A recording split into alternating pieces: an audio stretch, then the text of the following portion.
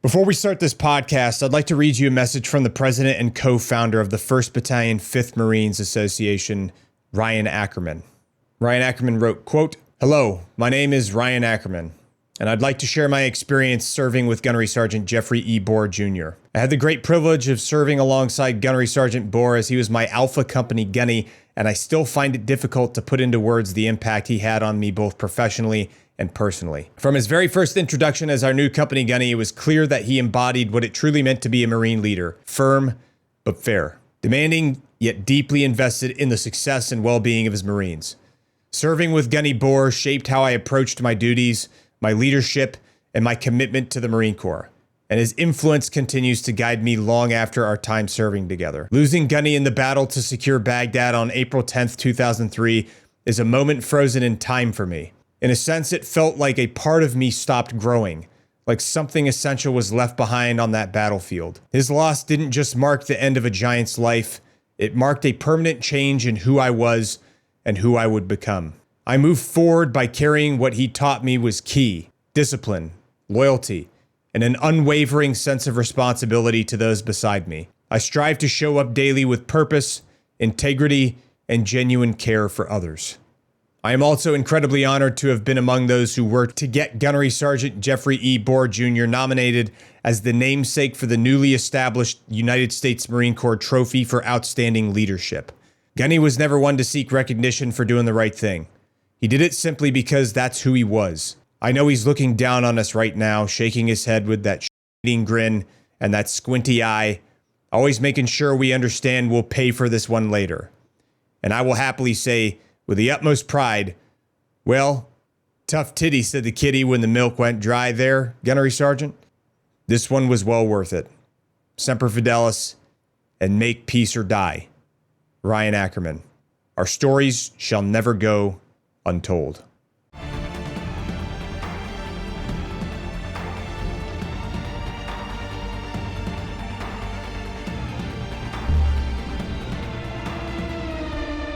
So this is a very important podcast. I want to thank Aaron Agee here for allowing me to be a part of this thing, and all of you gentlemen for joining us for this, because there was an announcement released by the Marine Corps recently to honor a specific individual that this podcast is going to be dedicated specifically towards, and the life and the career and the experiences of this individual. The Marine Corps does a really good job of highlighting leadership, and one of the things that they do is they give out certain awards each year to, like, the best infantry captain of the Marine Corps, the best, like, probably gunner of the Marine Corps, the best of, like, whatever different characterization, the best logistician, all kinds of stuff. And they finally created a new award that is dedicated to a man by the name of Gunnery Sergeant Jeffrey E. Boore. And essentially what this is going to be is like an award for the most studly infantry platoon sergeant in the Marine Corps. And the reason why we have all these gentlemen here today is because each of them served with Gunnery Sergeant Jeffrey Boore. And I wanted to be able to take an opportunity to highlight some of the successes and the experiences and kind of explain people a little bit more about who Jeffrey Boore was. Because obviously, if the Marine Corps released a MAR admin about having a trophy in his name, he's probably a notable person that everybody should know about. So, gentlemen, I appreciate it again. Thank you for joining us to do this. We're going to real quick just read through what this is about, and it'll probably tell you a little bit more about what the MAR admin says. It was published on and signed on the 3rd of November of 2025. It's MAR admin 519/25. This MAR admin announces the convening of the 2025 Gunnery Sergeant Jeffrey E. Boore Trophy for Outstanding Leadership Selection Board and solicits nominations from throughout the Marine Corps. The Gunnery Sergeant Jeffrey E. Boore Trophy for Outstanding Leadership is an award presented annually in memory of Silver Star recipient Gunnery Sergeant Jeffrey E. Boore, U.S. Marine Corps, killed in action in northern Baghdad, Iraq on 10 April 2003. This will mark the inaugural presentation of the Gunnery Sergeant Jeffrey E. Boore Trophy, meaning this is the first time that this is going to be given out this year. Establishing a new tradition of recognizing exceptional infantry leadership in honor of Gunnery Sergeant Jeffrey E. Boore's legacy. The Deputy Commandant for Plans, Policies, and Operations will convene a board of senior field grade officers and staff non-commissioned officers in early March of 2026, that's this year, to review of the Marine Corps for final selection and announcement of the winner. Essentially, to be nominated for this, they have some prerequisites. Nominees must be an 0369 Marine Staff Sergeant or Gunnery Sergeant serving on active duty in an 0369 billet, which 0369 is a infantry unit leader. So a infantry platoon sergeant, right? They must be serving within an infantry battalion or a littoral combat team. Eligible candidates must have served in an 0369 billet within the total force as a company gunnery sergeant, company operations chief, platoon sergeant, weapons company section leader, or unit leader position outlined by the tables of organization. Master sergeants, first sergeants, and Marines selected to any commissioning program are also eligible for nomination, provided the actions of the nominee occurred as a staff sergeant or gunnery sergeant during the period of eligibility. Only actions performed as a staff sergeant or gunnery sergeant will be included in the nomination package and considered by the selection board.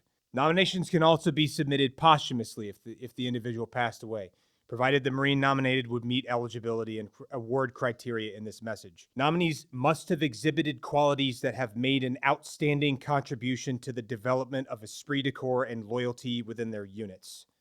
Nominees through personal example must set the standard that all other infantry unit leaders and their Marines seek to emulate. So this is a big deal.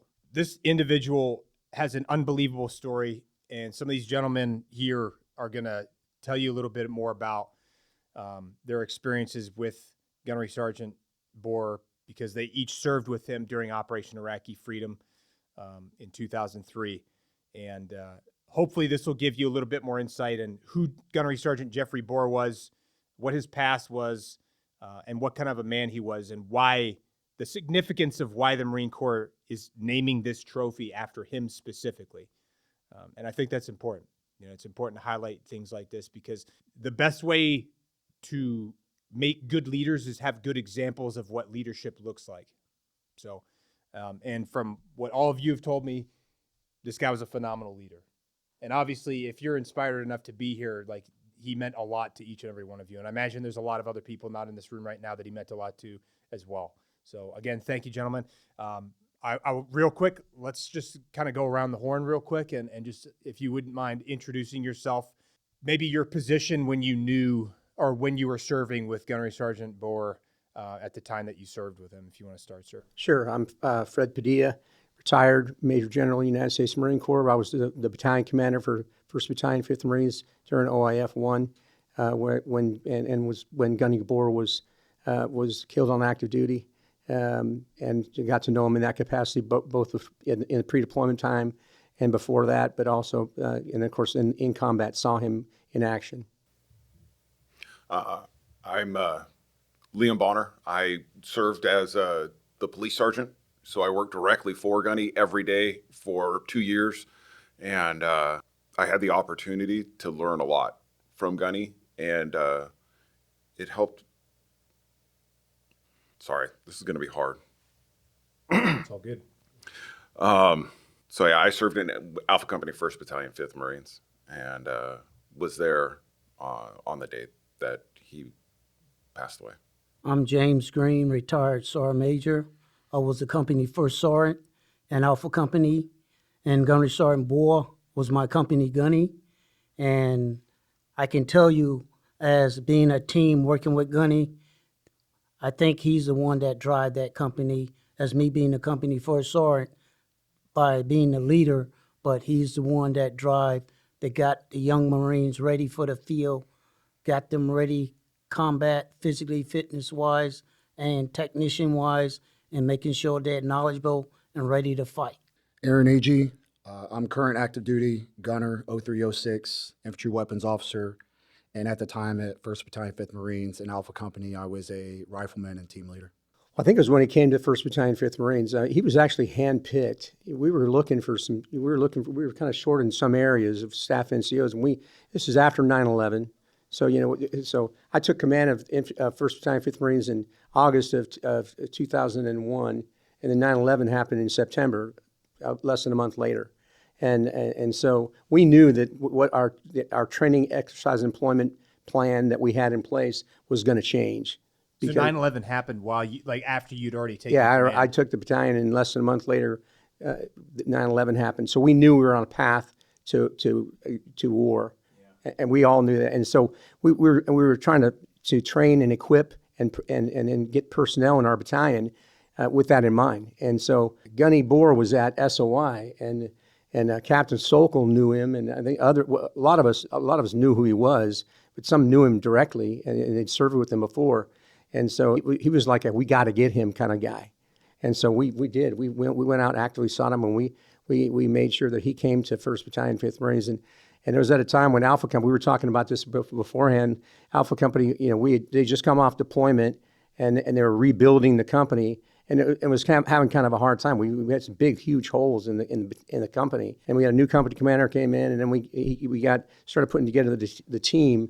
We really wanted to make sure we put a really strong first sergeant. We moved First Sergeant Green over from Charlie, right? From Bravo. From Bravo to Alpha Company, and then we got Gunny Boore in, and then we got some platoon commanders that came out of infantry officers course, and we kind of made sure we put some really good ones there. But bottom line was we put together a really good team. It was amazing to watch Gunny Boore at work. He's the epitome of what it is to be a staff NCO and be able to tell me as a battalion commander that something is jacked up, but do it in a way that is professional. I mean, I'd always listen to him. He said, "With all due respect, sir." And then whatever came after that, whatever came after that would be biting usually.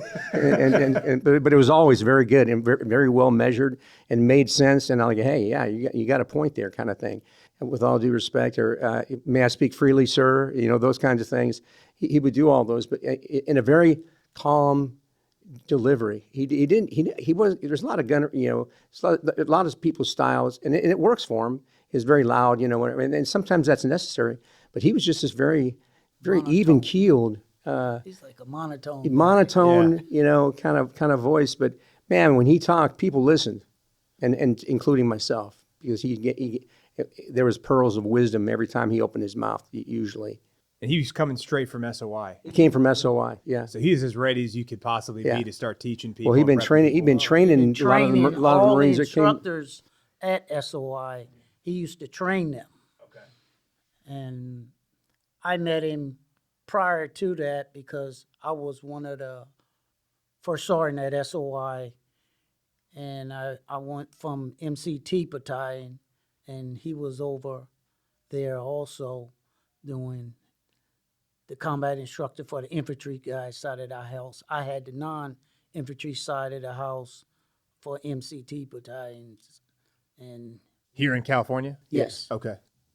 So you didn't have to go very far whenever you moved from MCT over to not at all. 1-5, just I over the always hill. been over the hill. Yeah. I stayed over the hill there Okay. I was, as a young Marine, I was an instructor myself. Okay. But with Gunny, I learned so much from him just to see the tactician of being an infantry guy. I'm an infantry guy background just like him, but I was on the weapons side of the house. And then to learn more about the platoon leader side of the house there and being a platoon sergeant leader, what a technician. Land navigation, plans, putting it together on op. He knew how to do it. That's what you want from a company gunny, Yes. especially for ops. Oh, you gotta have it. Yeah. And he never had to raise his voice.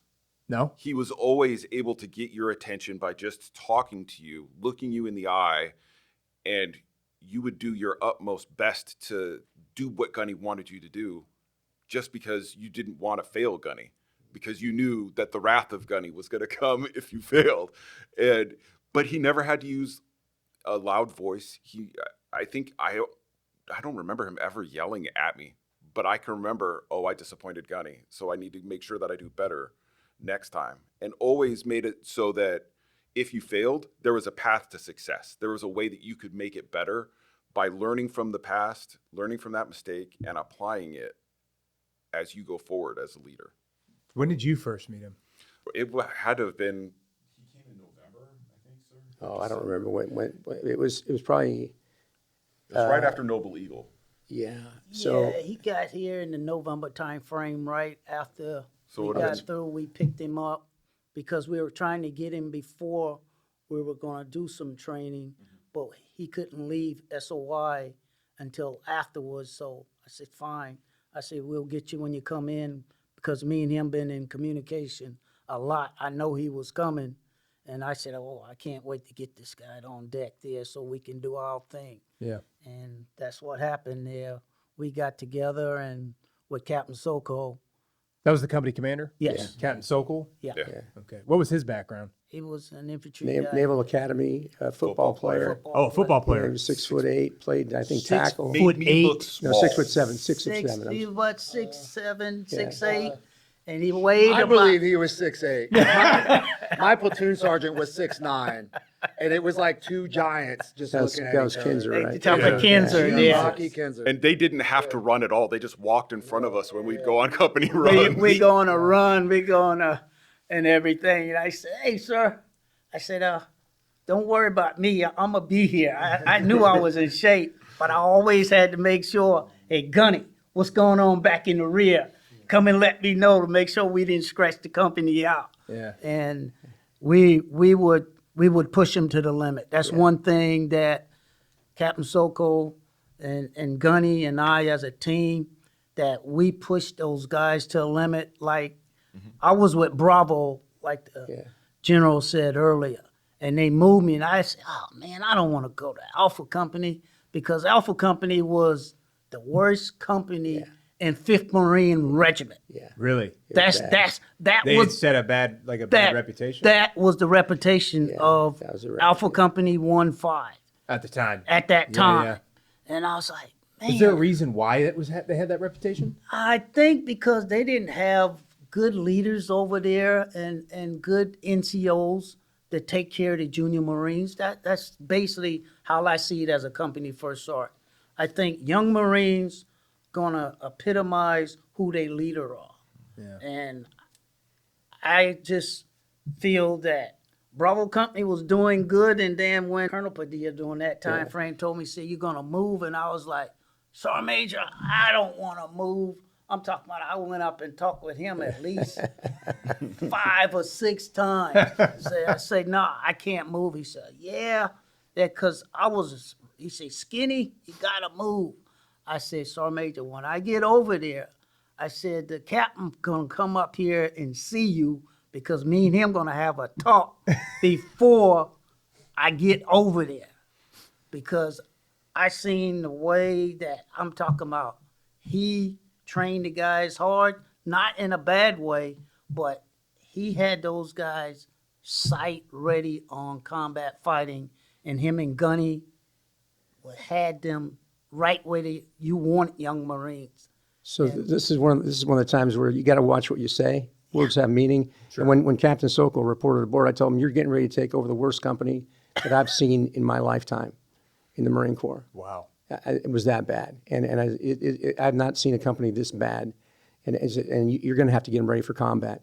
I think I overstated that probably unnecessarily, because he took that, and he was training that company so hard that you know, again, we were starting to see some wear and tear, you know, there, and I would have conversations with our regimental commander, General Dunford, and he was your regimental commander. He was a regimental commander at the time, and he'd be like, hey Fred, what's up with Alpha Company? You know, we got Congress, I got parents calling me. Congress? Oh yeah. Getting involved? Oh, I used to have to go up and see the Sergeant Major. Hey, First Sergeant, what's going on in Alpha Company? And so we got this Congress, you gotta get filled out. I said, we gonna get it done. I said, we're not doing nothing wrong. Everything is right. It was getting ready for combat. I mean, and everything in that included, to take a company that was that bad and had been bad for a while, and then get them to where they needed to be able to go and be part of the battalion and fight effectively. You know, so it was a tall order. Yeah. And so he came there and he grabbed the bull by the horns, and then we put the team together. And you know, we had Gunny there. We had the first sergeant was there, and we started getting some platoon commanders in there. We had good staff NCOs in there. Kinzer was one of them. Kinzer, Narad, Narad. There were some great leaders, and that company went from worst to first by a long way, by the best company I think I've ever seen. Within how much time? Oh, it was about a year. I say a year. It was about at least a year. At least a year. Yeah. So it was a year before you guys actually went to combat Oh as yeah, well? oh yeah, oh yeah, yeah. Okay, so you And then we had had some time to the, prepare. so we had the advantage there because of our deployment cycle. That helped us because our deployment, because we were due to deploy anyway. It was just a question of where we were going to When? deploy. And we had just finished This time. Yeah. Yeah. It was the end. It was Christmas. It was we our were at Christmas leave leave, pre-deployment. pre-deployment leave block, and we started to hear late 2002 rumblings on the news and whatnot, right? And we came back and we were ready. Yeah, but we were going to Okinawa. In fact, we had our advanced party already in Already Okinawa over. For a Okinawa. UDP? Yeah, for UDP. Yeah, we were And we gonna done be 31st and we'd June. done the training deal with the 31st Muni. 31st 31st Muni. Muni. Yeah. Yeah, we did that with them already, and then it was at the last day of that ITOV. About 1 month before, we our advanced party was gone. Yeah, the advance party was gone. At the last day of the ITOV, I got a call to drop by the theater on Camp Pendleton, main side Camp Pendleton, and I'm saying goodbye to the MU commander down at Coronado, and so I head up to Camp Pendleton, go to the movie theater, and that was when they announced the request for forces. And when that was over with, General Dunford called all the 5th Marines guys. He goes, "All right, Fred, I need you to get your advance party back from Okinawa." And he turned to Sparky Renforth. He said, "Sparky, you need to you have a meeting with all of the wives for 2-4, and I'll be there, but we need to tell them that their 2-4 is not going. coming home. They're going to stay in Okinawa, and 1-5 is going to deploy to Iraq." So 2-4 stayed in Okinawa for an Yeah. extra 6 months? No, Yeah, for more an than extra that. year. Yeah. For it an was- extra Yeah, year? it was a long time. They were there Wow. for 18 months while Yeah. we went. So if you're butthurt about going on a 6-month UDP, you Yeah. know, it Yeah. could be worse. So yeah, but before all of that, was all the, like we mentioned, the tough time Alpha was going through. They were committed to doing that, and there was, like I said, there was a lot of pushback. Congress getting involved. We had parents who were Marines contacting the regimental commander. They bypassed me. They contacted the regimental commander because they served with him, and they say, "Hey, what?" They were complaining about Alpha Company 1-5, and General Dunford's going, "Hey, Fred, what's up with Alpha Company? What's going on down there?" I goes, "Look, sir, you can't make an omelet unless you break a few eggs." We was in the field every week. And I Every said- week. Every week. And I told them, I said they have a long way to go, but they're going to get there. And when it was all over, and I was redeploying back we were redeploying the battalion back, General Dunford, he said, "You were right about Alpha Company." And I wasn't sure, to be honest with you. I mean, I was like, "Dang, man, there's a lot going on down there."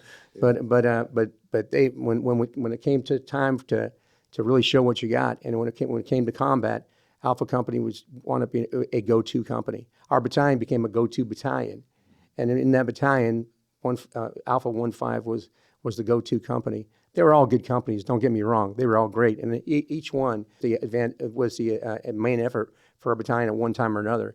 But I just got to give the nod to Alpha Company because they did a fantastic job, and they were clearly, you could see where all that leadership that Gunny Boore was a great part of came through. He was a driving force. In He the was company. there's no Driving doubt. force. That There's no doubt Company about Gunny that. No doubt about it. ran the company. Yeah. He was the one that got the Marines ready to go to the field, got the Marines ready with all gear, equipment, making sure everybody is accountable for. Only thing I used to do, "Hey, Gunny, we got everybody?" "Yes, First Sergeant, we got everybody." I say everybody. I mean, medical, you go into the field with me. You're not going to sit in the rear Yeah. whilst everybody was training. Everybody went to the field. That's the way it You was can go for pull radio us. watch. I Yeah, remember Gunny that's doing it. that. You're going to stay and watch while the Marines out doing patrolling. You're going to go out and you're going to hold the radio and listen up. Yeah. So everybody had to do their part. I say when we go to the fight, we're going to fight as one. We ain't leaving nobody behind. So when one of the things that makes me think of is I remember you briefly mentioning on the phone that this guy was as close to a father figure as anything that you've had in your life. That's how it kind of feels like, almost like he was like a father figure to the whole company. Like, because he was older, obviously. Like, if you want to tell, would you mind telling people a little bit about his background, like with the Army, and some of the things that he did before he actually became a Marine? Because that's an entire whole part of his story that I think would help provide some perspective. So since his passing, I think most of us have gotten very, very close with his family. His brother Jerry specifically, and understanding Gunny. At the time, that was my first unit. And you don't know what you don't know, and I didn't know shit. I knew the company was hard. I knew we trained as Sergeant Major said. Right, Monday we left, Friday we came back. Don't get in trouble on the weekend, and then Monday we left again. And Gunny was the nucleus of the company. He was legitimately 10 foot tall and bulletproof, and he was even keel. And for me personally, like I said, was he was a father figure to me. No disrespect. My parents have passed, but now that I'm a father, many people at times credit me like my kids are older. I have a son that's a Marine, a daughter that's married to a Marine. And then my youngest is still in the house. He's in high school.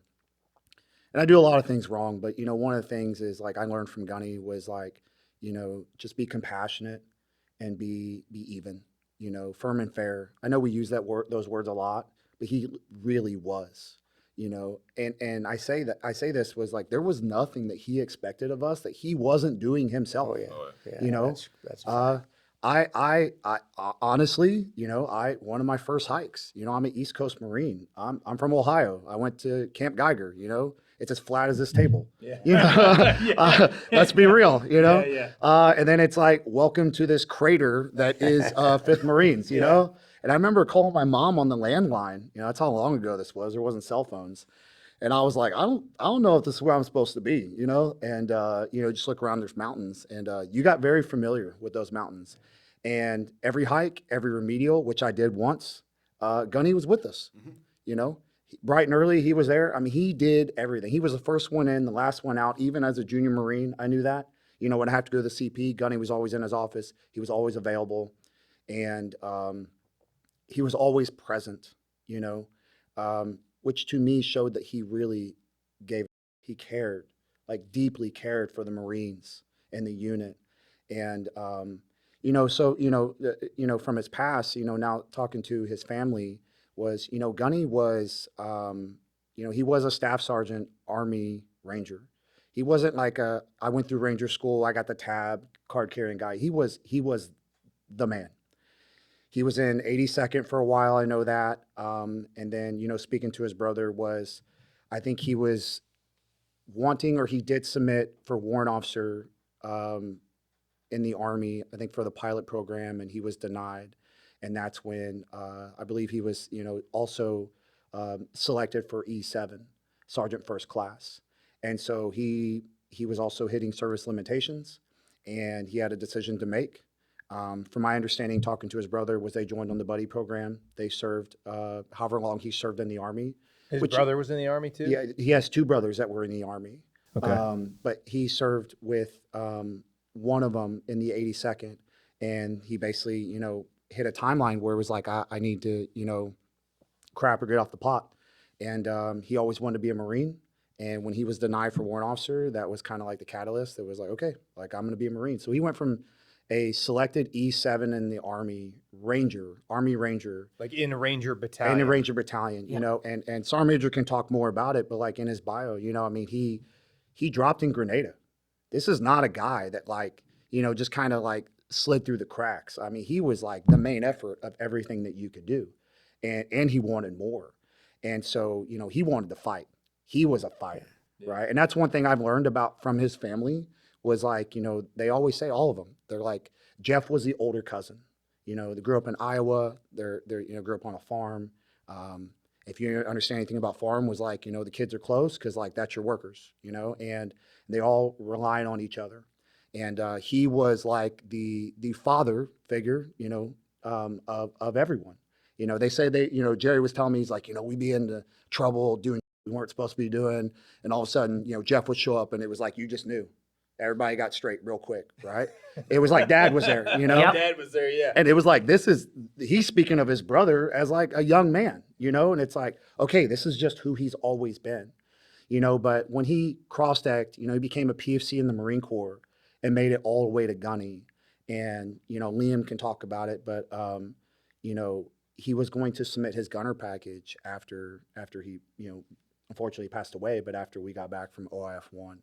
And he was the first person that I remember ever talking to me and taking the time to explain to me what the gunner was and what he wanted to do. And, you know, he kind of planted, for me personally, planted the seed in my head. But yeah, he's a lot of things. He still is a lot of things to me. I carry him with him every day. And, you know, personally as a gunner was like, I just try to uphold the reputation that I know that he would have wanted and he would have done himself. You know, and as General Padilla said, was like, he would have been not just a hell of a gunner, he would have been the best damn gunners we ever had, ever. And that's awesome. A fact. That's a fact. Yeah. Yeah. Yeah, that father figure thing. You know, there's I've read, I'm sure all of you have read a million books about all this stuff as well. But like when I think about, like, it's almost like a lot of warrior culture. You look at like past units and, you know, foreign militaries or previous wars and things like that. You've got some folks here and there that were peppered in that were similar to Gunny Boore, like almost like a father figure, and had like compassionate leadership, like what you're describing, because it's like the firm but fair thing. Like your father is going to be firm with you because he wants you to be successful. He wants you to achieve greatness. He wants the best for you, but he's also going to be fair and compassionate with you when he's able to, because he wants to take care of you as well. And like oftentimes, like when you're a junior Marine, like for most young 18, 19, 20-year-old Marines that are practically kids, old enough to vote and sometimes old enough to drink, but some of these kids might not come from a home that has parents in it, you know what I mean? Like, and so maybe you don't have an example of like what a good man is or a good father figure is. And what if that's your first example, you know? Like, how fortunate would you be to have that kind of a leader in your life to be a mentor of yours? So that's a huge deal, because like a lot of these guys, maybe they only do 4 years, you know, but that leaves a lasting impact on them. And then those people then go out into society, into American society, and, you know, they take those character traits that they gained and those lessons in leadership that they gained from these individuals they served with, you know. And so like this one person likely had an impact on a lot more people than we probably even know, because all of the people that was within his sphere of influence have then gone forth out into the world to do other stuff and influence other people in a positive way. And like, I mean, that like there's second, third order effects that are positive in nature that happen as a result of good leadership like that, which That's clearly the case here. Yeah. Clearly the case. He impacted so many people, and it wasn't just those Marines that were serving under him. It was any Marine that witnessed him. Yeah. You know, whether no matter their rank, no matter what unit they were in, he was the personification of a servant leader with passion. He had a true passion for what he did, and he loved the Marines with whom he served, and he loved the Marines in particular for whom he was responsible. Nothing bore that out better than the day that unfortunately he was killed. You know, that was he was committed to being there for his company, even when he didn't have to be. That's another thing I want to lead up to, is we'll get into that point as well, because I want to kind of talk through like the timeline sequence of events that happened that day and leading up to it. But you all had met him. He finally got to the company. When did you start working as the police sergeant with him? I actually was in company headquarters before he came over. Okay. I was there with First Sergeant Green. As soon as First Sergeant Green came over, I had come over as a Humvee driver and the police sergeant. Our company went from being, you know, an okay company, and then I could watch as all of the different implementations were coming along. As Gunny started having us doing different things differently, or First Sergeant had us doing things differently, the PT picked up, the training picked up, everything picked up, and I could see the change. Lance Corporal Schmuckatelli over here. Yeah. So I didn't know what awesomeness I was seeing as this change came about with Alpha Company.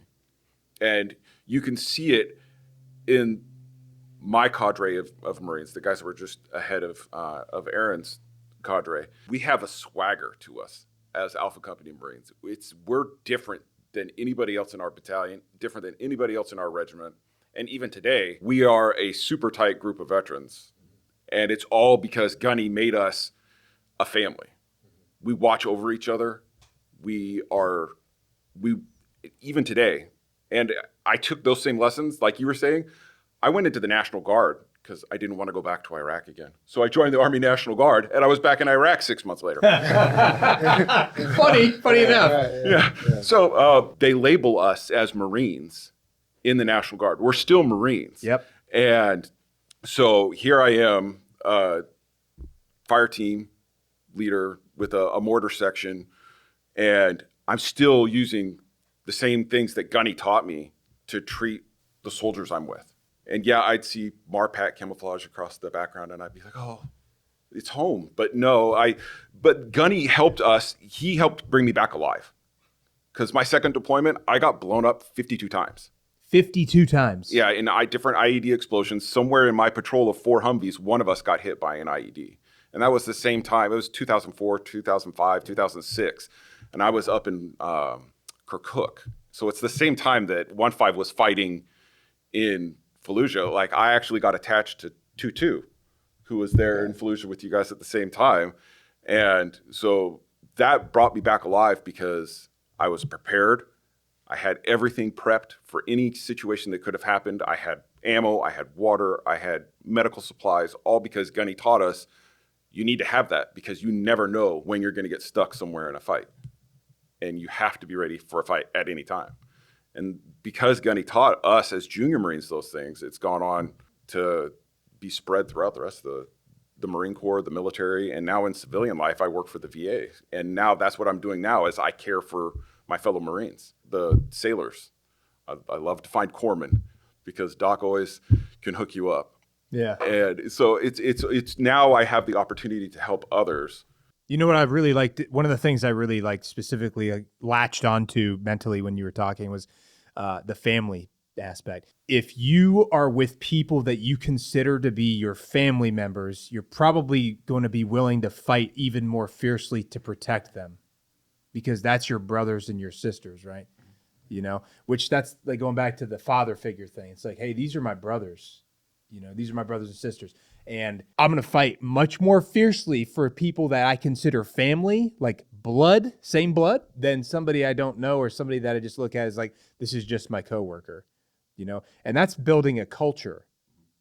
Building a command culture like that is not something that just like naturally happens. You got to have the right concoctions, the right people, the right influences in there, you know what I mean? And obviously, like, as you guys have explained, like, Gunny Boore brought a specific flavor to the unit that changed the culture of the company and ultimately the battalion, because changing an entire company, that's 1/4, that's a quarter of your whole battalion. So it's going to have an influence. Not only that, but they became like the pace setter. You got to keep Alpha up Company with us. became the pace setter for the rest of the battalion. And when they're maintaining that pretty darn good pace, everybody else had to up their game. Everybody had come up. And something that I think the Gunner and Liam both mentioned was that I think is very true. And you talk about the culture. That's what the Marine Corps is all about. Yeah. It's our culture. It's not about weapons. It's not about technology. It's about the culture that we have. This battalion had a really, really very good culture that is something that makes the Marine Corps unique.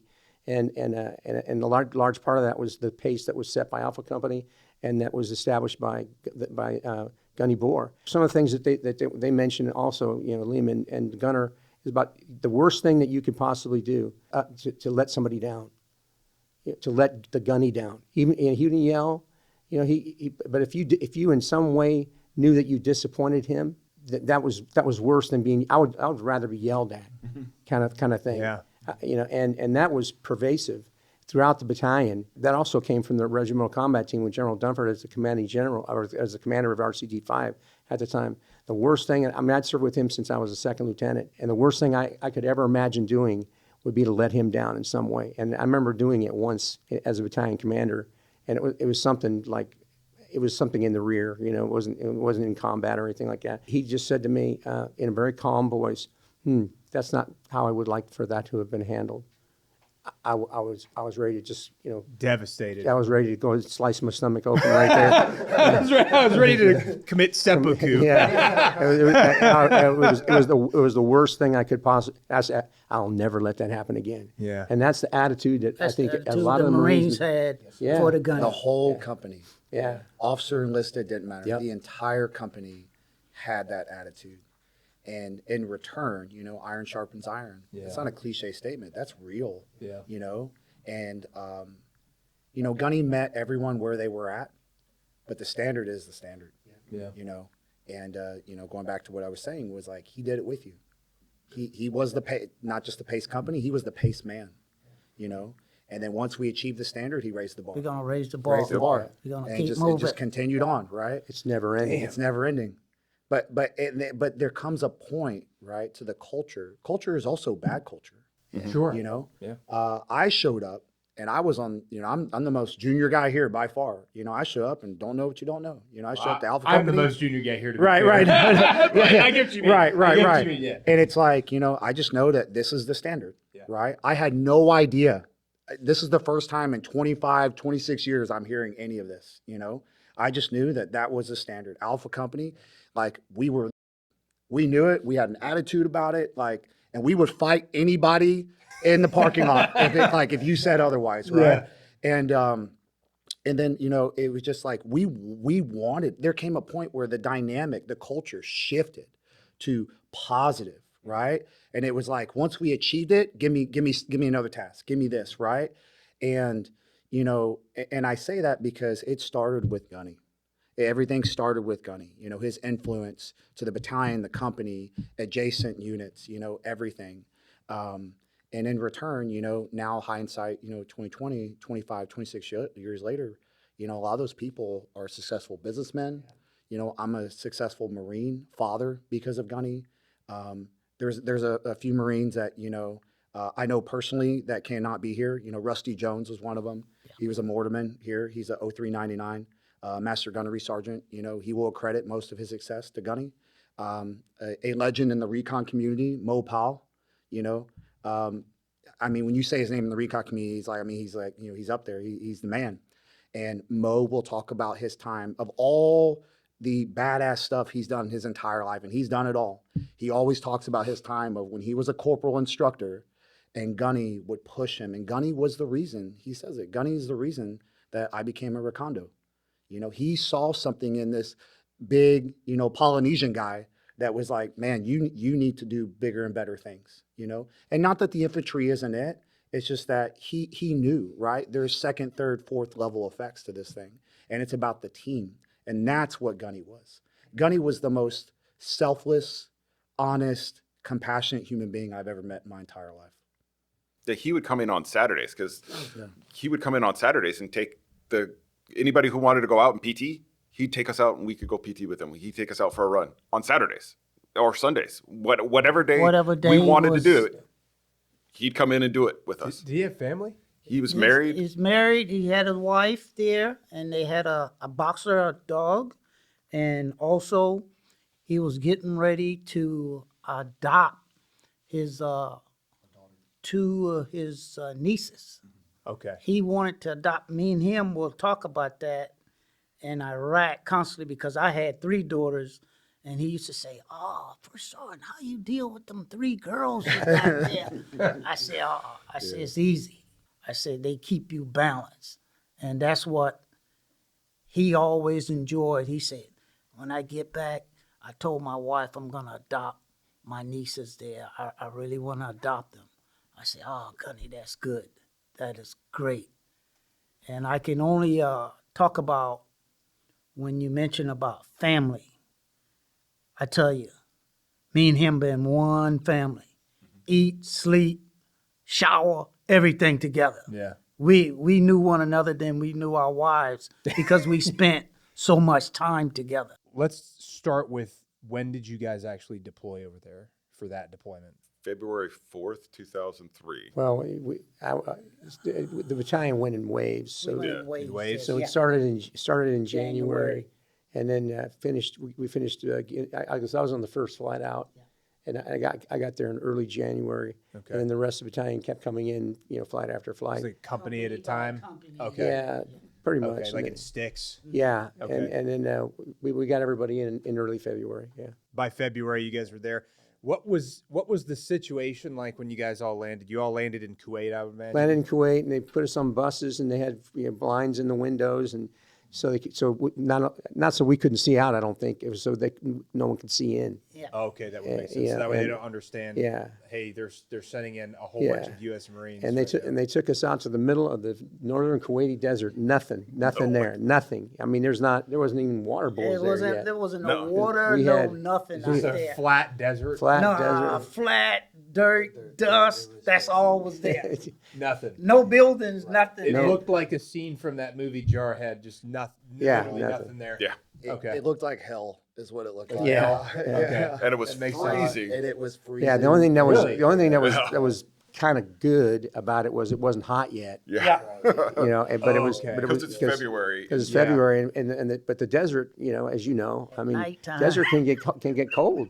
Yeah, It can get definitely cold, and we had no- Even in Kuwait. Yeah. It was cold I've spent a little bit of time in Erbil, Iraq in 2023 in the wintertime. I got there in Yeah. February and it was pretty chilly at night. Yeah. It got very hot in the summertime. It's Yeah. like being Oh, inside yeah. of a blow dryer. Yeah, well, but yeah. during the day, Yeah, we were sleeping in 2-man tents and eating MREs, and that was our life. how long were you guys there for at that staging area? Was that considered like an assembly area? Well, it evolved into one. Evolved into into a basically called a living support area. LSA. Okay. And so it evolved into one where we started getting bigger tents where we can put units inside of it, small units inside of a tent. They would get porta-johns out there eventually, so we weren't having to dig holes and that kind of thing. But as we were there, you got to be more and more built up. And by the time we left it was actually starting to get pretty good. Yeah. We had chow like once or twice, and in a chow facility, and then Really? Yeah. So We even got pizza delivered once, sir. yeah. No kidding. In 03. Yeah, the day before we I didn't invaded. get that. Oh, the day before you invaded. They're like, here, instead of lobster, remember here's that. this. It's normally like lobster and crab legs or something. Here's No, pizza. it was like the mess hall, like hot wets. Yeah. Okay, Hot wets. Yeah. It was hot wets. It was. Yeah. Okay. But it was gourmet. Yeah. Yeah. Well, I imagine after eating MREs, how long were you there for? In that spot? So we were there until I would say about till 2 months St. Patrick's almost. Day. 2 months. 6 But 2 weeks months. to 2 months. Yeah. 2 months. See, this is one of the key things people like a lot of folks that have never served, they think that it's just like either like complete chaos during like a combat deployment to invade a country. They don't realize there's like that 6-week period where there's probably a little bit of boredom sometimes. You might have a lot of working parties and things like that, probably training, practicing, doing There white was a space lot. training. There was a lot of waiting and a lot of boredom, Yeah. and we were challenged by the fact that that we wanted to maintain our training edge, Right. but the gear that we had was the gear that we had. Which So was like gear from like the 80s or something? no, Well, we had pretty- pre-positions. we took stuff off the pre-position ships, the Maritime Pre-Position Force. Okay. So it was green, and we didn't care. To be honest with you, we're going to sneak up on anybody anyway. Yeah, we saw there's a lot of, like all the photos you see of Iraq, there's a lot of green, like ammo pouches and green stuff. Well, and we had the interceptor vest. We Okay. had the old deuce gear. Yeah. With like the gator clips and whatnot. Okay. And I mean, and then even one step further was like, even if we were camouflaged to the desert, we were wearing mop suits. Yeah. You know, You were in mop Yeah. suits. Oh yeah, we wore mopping yeah, until we mopped got. up. Full. we can get into that, but yeah, that's That's a whole nother thing. a whole nother so, thing. So you patrolled in MOP 4? No, We- two. I mean, Mop two? two. Yeah. There was a time or two that we were mop. yeah. We got in. We crossed the line of departure in Yeah. in MOP 4. We Did you really? That's Yeah. correct. On yeah. foot? Buttoned down No. inside of an Amtrak. Yeah. With the sun beating on this can. Yeah. It had to have been 300 degrees. Oh my God. Yeah, and you can't take off your mask. Yeah, It's like, hanging up. So you got mask, you got mop suit, you have gloves on? Yeah. Yes, Yeah. gloves, Boots, boots, you're just- weapons, Your kids all everything your outside. pack, it's all your fogged up. flags. You can't see anything. Yeah, you're right? and you're stewing in your You own got this sauce. squawk box in the back of the AV, just And you can't understand And anybody you on the can't- squawk yeah, box. Wow. all you knew is at some point we were going to blow the berm, and then we were going to be in it. That's it. Yeah. You were just waiting for that moment. How long were you inside that AAV for if you were staged, would you say? 36 hours? 36 hours inside? It wasn't. Well, no, not inside. Because we Okay, left yeah. we left from the No, attack we position. left And the attack position was not far from, far away not that far from the berm. Yeah. So that was, and then we didn't go to Mop 4 until we got the call, Till you we know, got the call to okay. get in to there. go into Mop 4, and then, because they were shooting scuds. Oh, they were. Yeah. Okay. And so, you know, we didn't know if there were going to be chemical warheads on there or not. So we have to err on the side of caution. So we were in Mop 4. I would wonder how everybody else would feel about this, but I was kind of like, hey, you know what? If they hit us with chemicals, I just want to get out of this flipping suit. Yeah. That's a fact. I still have mine down in my basement. Really? Yeah. Yeah, I can imagine that was probably one of the most uncomfortable periods. Oh, of it your was, life. and we stayed in some level of Mop until we got to the Diala River on April 8th. And then they basically said you kind of had the all clear to not use mop anymore. We had to keep it handy. No, Yeah, we you had to kept- get, we stayed handy there. And just for Alpha Company, we didn't change anything. Yeah. We still fight the Yeah. same way. Still we, kept it. We kept our gear ready. We kept everything set. You know, everybody was saying, hey, let's ease down a little. We didn't, my goal was like, I used to tell Captain Sokol, hey, we ease down when I get everybody back to Camp Pendleton. That's when I'm going to ease down. Yeah.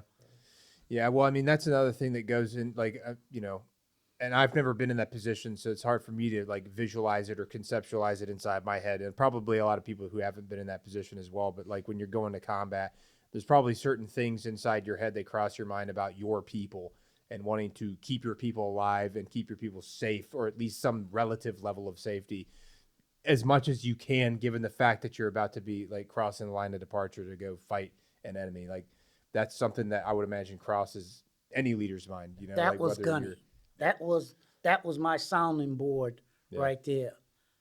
I didn't had to go and check and see what the young Marines, whether they had the gear on or whether they had everything together. He would make sure, why you don't have that chin strap on, Bonner? Bonner, why that chin strap is not on? Yeah.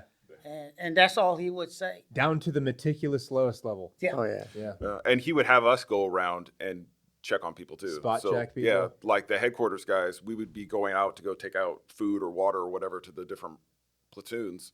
And he'd be like, okay, so did the guys all have on their gear on? Were they at 50% security? What was going on? Were they alert? And so he would have us go out and come back and report to him, hey, Gunny, yeah, they're doing good. Or Gunny, yeah, you probably need to go talk to Staff Sergeant Kinzer Yeah. and let them know. There was a long time in Kuwait, you know, as the story has evolved, was like, you know, we went from the desert to nothing to, you know, we had electricity and tents, you know, but to the Gunny, right, was like, he found sheep shears and we got haircuts. You got haircuts. Yeah, we had the old school barber Yeah. kit with Yeah. hand operated shears. Yeah. Wow. Which is terrible. That Yeah. Gunny It pulls your hair, Gunny pulls your wore hair more rock. than it cuts. Oh, we made sure Yeah. everybody kept was- an haircut.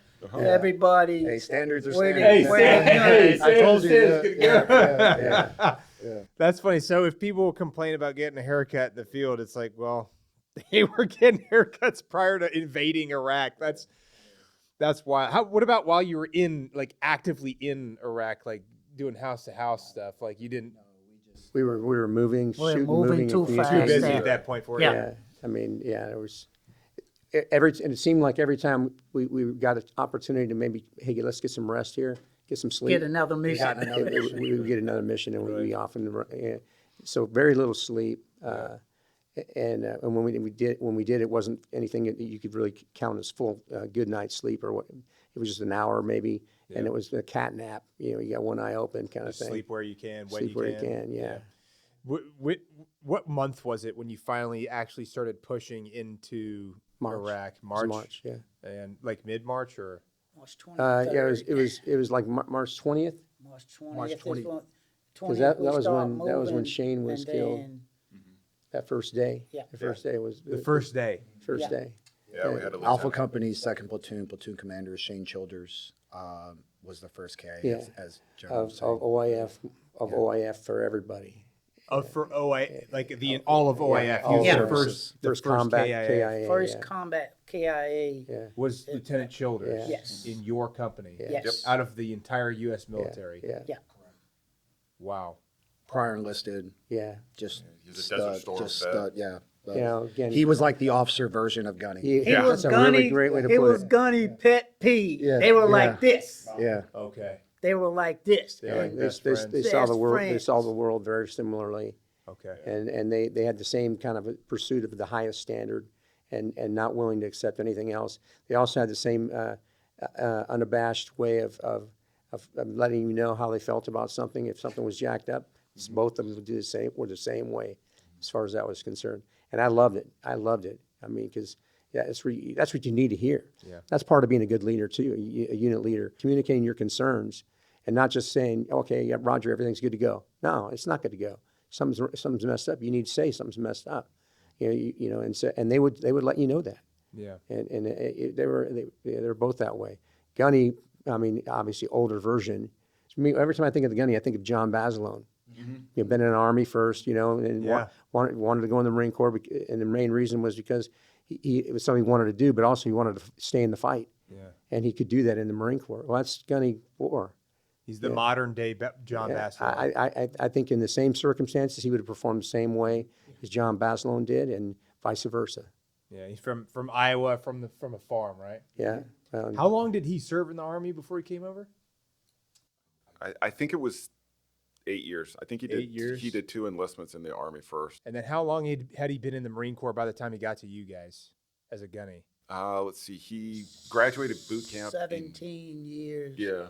I would say 17 years of service between the Army and the Marine Corps. So he had been in for 17 years by the time he deployed to Iraq with you That guys. sounds about Over right. over 20. With over his 20. Army time He added was in. over 20 He then. could have retired. Wow. Yeah. Yeah. That's a lot of experience. Yeah. It's a lot of experience. And you could tell. It Yeah. showed. That's a lot. I mean, that's an asset to the team. Like that's an immense amount of. I mean, that's how much time in service your average sergeant major has of like a regiment. Oftentimes, I mean, I've known a lot of sergeant majors with less than 20 years time in service that were sergeant majors of battalions. And he was the company gunny, which means that you got like a powerhouse Yeah. in that company. We sure did. I had You know. 21. Me and him had the same amount of years in the service. I had 21 in the Marine Corps, Okay. and he had 21 with Army and And the Marine Marine combined. Corps combined. Yeah. And that's what it was. It was awesome to be able to look at them as we're all the junior Marines. We're all freaking out. We're going to war. But you look at First Sergeant and Gunny's like, I don't care. I just Well, want to go get in the fight. He had already been to combat when he jumped into Grenada. He was part of the first wave into Grenada? Yes, Yes. he was part of First Wave. I've been in Grenada also. Yeah. Really? Yeah. Were And you there the same time that he was there? Did you guys I ever was- have conversations? I never had contact with him with the Army side of the house, but I spent 2 weeks in Grenada. I supposed to have been in Beirut because I went to Beirut a year and a half before, and then we were going to rotate to go and relieve 1-8 that got bombed In 83. in 83. Oh, wow. So we got diverted to go to Grenada. So when we got to Grenada, there was a one ranger company that got pinned down that my company 2-8 had to go and relieve to go and get them off the hill. oh, wow. So we relieved them, but that's I like to stick on Gunny's side of the Yeah, house. but either way, he jumped in there. He was jumped in during that time frame. He was there. See, that's such an immense amount of experience before he even go. Like, he had already jumped into Grenada, like, before he even went to OIF 1. Like, did he have any experience in, like, Somalia or anything like that? Or I don't know if he was in No, Somalia. or not Somalia, I didn't know Panama. him. I want to say Panama? Panama. Panama, that's Me and correct. him been Okay. in Panama also together. So that's just so. I mean, so he probably had a sense of poise and calm because he had already experienced this stuff before. He'd already yes. gone to combat. He'd already seen, a lot of different things. You got to remember too, at that time, there weren't a whole lot of combat veterans running around an infantry battalion. Yeah. I mean, there was like One battalion basically was one, I would say, one regiment, 8th Marine Regiment, been like the only regiment that really, Well, you with saw- 6 Marines yeah. that been going through. well, I yeah, wouldn't say that was combat either. yeah. There was, and then there was, of course, there was 1991. Desert Yeah, Shield, Desert Delta Storm, Shield. Yeah. which was what it was, and it was fairly short, kind of thing. It limited in its scope and its objectives and all that. But there was a lot of the pre-deployment, and then deploying, and then being there in the desert for a long, long time, and then when it actually kicks off, you're taking off, you're going through the breaches in the minefields and all that kind of stuff to get to your objectives. Casualty projections were estimated to be extremely high, but that just didn't happen, and it wound up being 100 hours, of combat. But in many cases, there was units that weren't very, very engaged at all. It took a lot of prisoners, and it was a lot of aviation was brought to bear on the highway to death and all that kind of thing with the Iraqis retreating back into Kuwait, back into Iraq. I think that was a good experience, but still, even with that, in 1991, you're talking now 2003. It's like 12 years 12 later. Yeah, and years. when you turn over the Marine Corps, 1/4 of the Marine Corps every year, you're going to have a lot of new faces that have never seen combat before. So I remember looking around in our battalion at, hey, who's got combat action ribbons around here? And there was senior staff NCOs and field grade officers. I think Very few staff NCOs. Yeah, and very few of the staff NCOs, unless they were like senior staff NCOs, like the first Probably a sergeant. little bit kind of how it is right now almost. And so that's where the culture really comes in. Yeah. So even when the guys when the gunny Boers, leave us, what have they done for the culture? And what I think what you're hearing here, his influence lives on. A lot of the Marines won't even know where they got it from.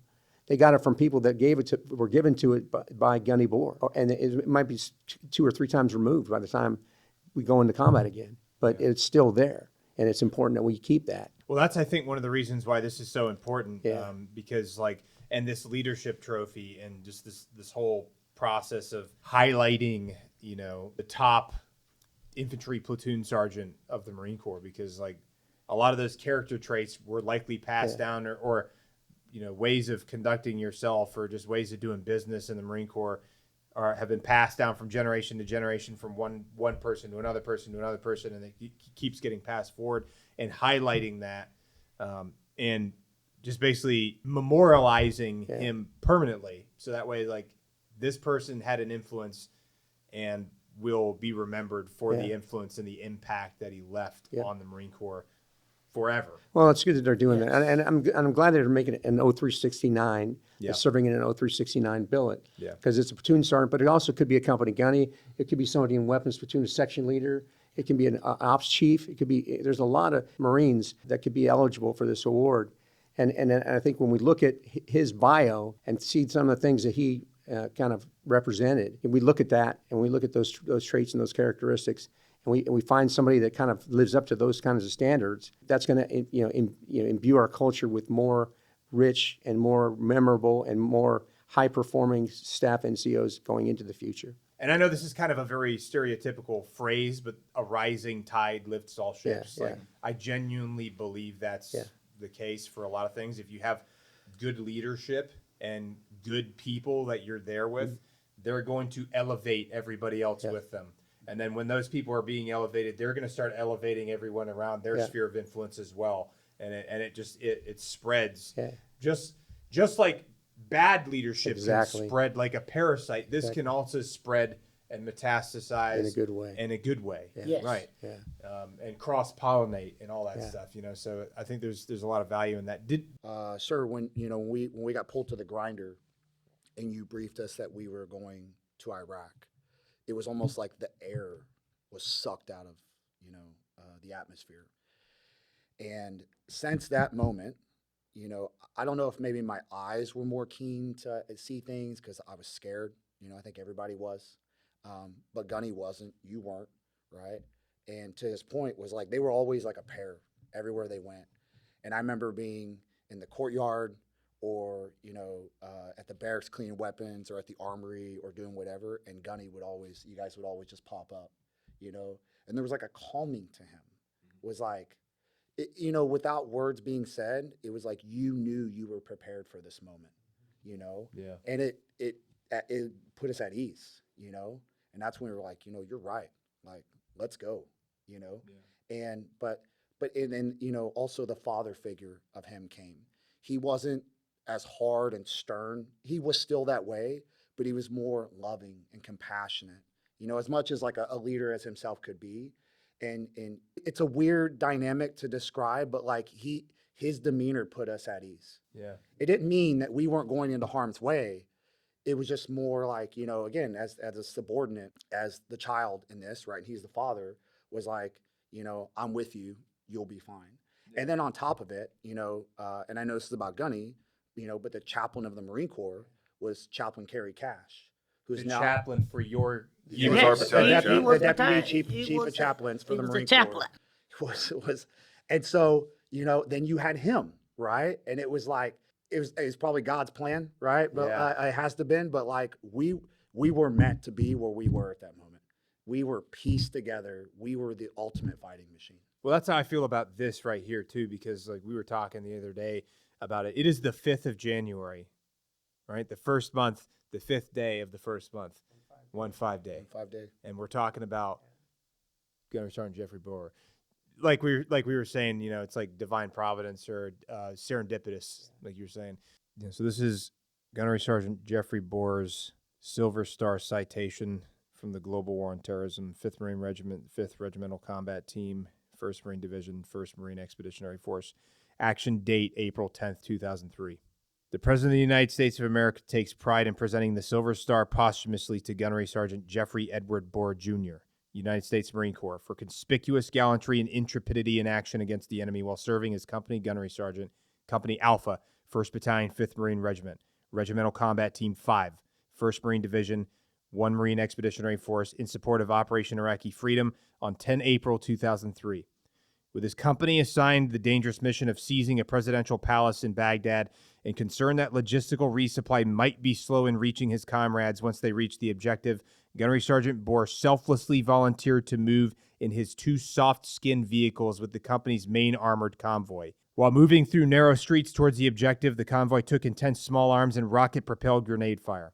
Throughout this movement, Gunnery Sergeant Boore delivered accurate, effective fires on the enemy while encouraging his Marines and supplying critical information to his company commander. When the lead vehicles of the convoy reached a dead end and were subjected to enemy fire, Gunnery Sergeant Boore continued to boldly engage the enemy while calmly maneuvering his Marines to safety. Upon learning of a wounded Marine in a Ford vehicle, Gunnery Sergeant Boore immediately coordinated medical treatment and evacuation. Moving to the position of the injured Marine, Gunnery Sergeant Boore continued to lay down a high volume of suppressive fire while simultaneously guiding the medical evacuation vehicle until he was mortally wounded by enemy fire. By his bold leadership, wise judgment, and complete dedication to duty, Gunnery Sergeant Boore reflected great credit upon himself and upheld the highest traditions of the Marine Corps and the United States Naval Service. That's like a small window into like his personality. Like just a small narrow window to give people a brief. I would like to correct one thing on that citation, though. He didn't volunteer. He made it very clear that they were going. Well, and that's He's like, I'm going. Yeah. that's the other thing that That's Gunny what he did. told me. Yeah. No, because it was. I gave the order that all soft-skinned vehicles that they stay in the assembly area because I didn't want them to be subject to that. But we really needed that ammo, and if we wouldn't have had that ammo, We would have been in we would have trouble. been because we were running out even with what we had. With what the company gunnies when we talk about how he sets the pace, he said I'm going, and all the other company gunnies fell in line from the whole battalion. Because of he him. said yes. I believe that that's the truth. Yeah. But I gave the order no, and then I was told by Captain Sokol came up to me and said, "Sir, Gunny Boore's going. Yeah. He's going, and I don't think there's any way you're going to stop him." And I go, well. I'm not. I don't want. They're going to get in. We're going to be in a bad fight. I'm pretty darn sure we're going to be in a bad fight. Yeah. So I'm not making anybody go. And they can. I'd prefer that they stay back, even though we need that ammo, in particular the ammo. Water, secondary, and then chow after that. But the ammo was what we really needed the most of, and that proved to be the case. We would have been really hurting. Who was he resupplying specifically, though? Our his company. His The whole Alpha company. So yeah. the whole company was out there, and they needed the Yeah, ammo. he had 2 high-back Humvees full of ammo. I mean, they were loaded They're out. down to They the were axle. loaded out. Yeah. Oh, wow. And it wasn't We're just talking everything. C4, AT4s, Yeah. small rockets, Yeah. mortar rounds. Machine gun rounds, And everything. Everything and was we in were the back using of the all, truck we were using right all behind that. I mean, we used all of that. At that time, you guys were holding a position at the presidential palace. Is that correct? No, we were at moving. the time we had disengaged from Sadr City and had gone north, unpopulated areas north of Baghdad, and then got on Highway 2 and attacked from the south, from the north. Okay. So you got the Army was going from the southwest to the northeast. The Marine Corps was going from the southeast to the northwest. So kind of going like this, pinching, and nothing was coming from the north. 4th Infantry Division of the Army was supposed to be there, but they weren't allowed to go through Turkey, so they weren't there. So they one battalion came down attacking from the north to the south when everything was pushing everything to the north. So we came in, and that's why we got that was why I was concerned about the intel report that we had was that brigade. And that's the same intel report we didn't know. They said there was a brigade. Yeah, and that's there. that's the same thing we heard from in every other engagement that we had. All that was brigade, and there was enemy there. No, don't get me wrong, but it was hard to quantify. I mean, you have irregular forces out there, Saddam, Fedayeen, and all that. It's hard to get a good count on what the enemy threat is there. Are we talking Baathists? Or Yeah. are we or like Well, like actual Yeah, they had- like Baathists in there? yeah, they did, and so we didn't have a really clear picture. All I knew is that everything was being pushed to the north, and we were coming from the north of the city into the city. So I just felt like we're probably going to run into something. Because nobody had approached from that Nobody had direction approached from that yet. direction Yeah. yet. And so the second we hit the outskirts, we started getting we wailed got on. lit up. Really? And for 9.5 hours, it was constant firing. I remember the best way that I describe it was like, I could only imagine, because it's a very large city. Yeah, And it's like LA. That's exactly what I was going to say, sir. Really? It was like, imagine everyone in Los Angeles turned the lights out, right? Blacked out, and you're moving. It is undeniably scary, right? Yeah. And all of a sudden, they open up, and for 9.5, 10 hours later, we did not stop. So when he says we needed the ammo, I mean, we were consistent. Like, there were guys, we're standing outside the track, up with the tops open, and there's guys down low that just needed a break, and now they're not on a break. They're like filling ammunition, feeding the fill magazines. 100%. Okay. 10 hours straight. Yeah. That was probably a very interesting period of time. Like nobody probably slept at all during that. Oh, No, no one slept for days. You were- No sleeping. Your sleeping. adrenaline That was like was right- through the roof. Yeah. Yeah. Through the entire thing. Yeah. Was when we're talking about you guys were taking a lot of fire, were you taking rocket fire? Were you Yep. taking Everything. mortars, Everything. I watched it, artillery? Yeah. I watched an RPG go through the back of Gunny's truck.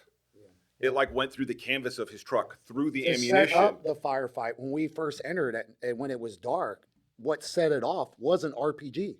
Really? It went right behind the track that I was in, and in front of the vehicle behind us, the Amtrak, hit a wall, exploded, and then it was just gunfire, rockets. We had an RPG knock one of the Marines out in Oh, yeah. harness, Harness. hit him in the back of the head, and knocked him inside the vehicle, and the round didn't explode.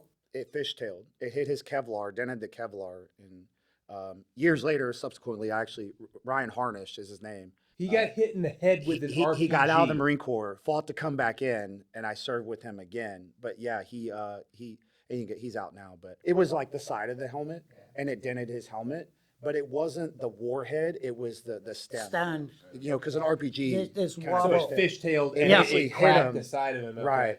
But unfortunately, he has like headaches and a lot of medical stuff with it. But, GBI. I mean, but Yeah. as soon as he could, he got right back in the fight. Yeah. That's unbelievably lucky. Yeah. That's There- unbelievably lucky. There's a lot of that in this. An RPG that went into it broke the armor and penetrated one of the amphibious assault vehicles. The halon system went out. Yeah. Didn't This explode. didn't explode. But the halon system sucks all the oxygen out. So now they have to drop ramp. So now they're exposed to Enemy the fire. enemy fire. It was chaotic to say the least. Right? Yeah. And that's like the colonel was saying as we were talking earlier. Gunny came to us, the three guys that were riding in the Humvees, came to us and said, "Hey, you don't have to go. You can stay." He said, "I'm going." And so it's like, well, if you're going, Gunny, all of us are going. Yeah, we're not letting you go by yourself. What do you mean you can stay? Like, And then he's like, but the company needs the ammo. So that was like, Well, and they definitely needed sitting it. in the back of the Amtrak with the squawk box. As we talked about earlier, was like you really can't hear a lot. yeah. But we heard that.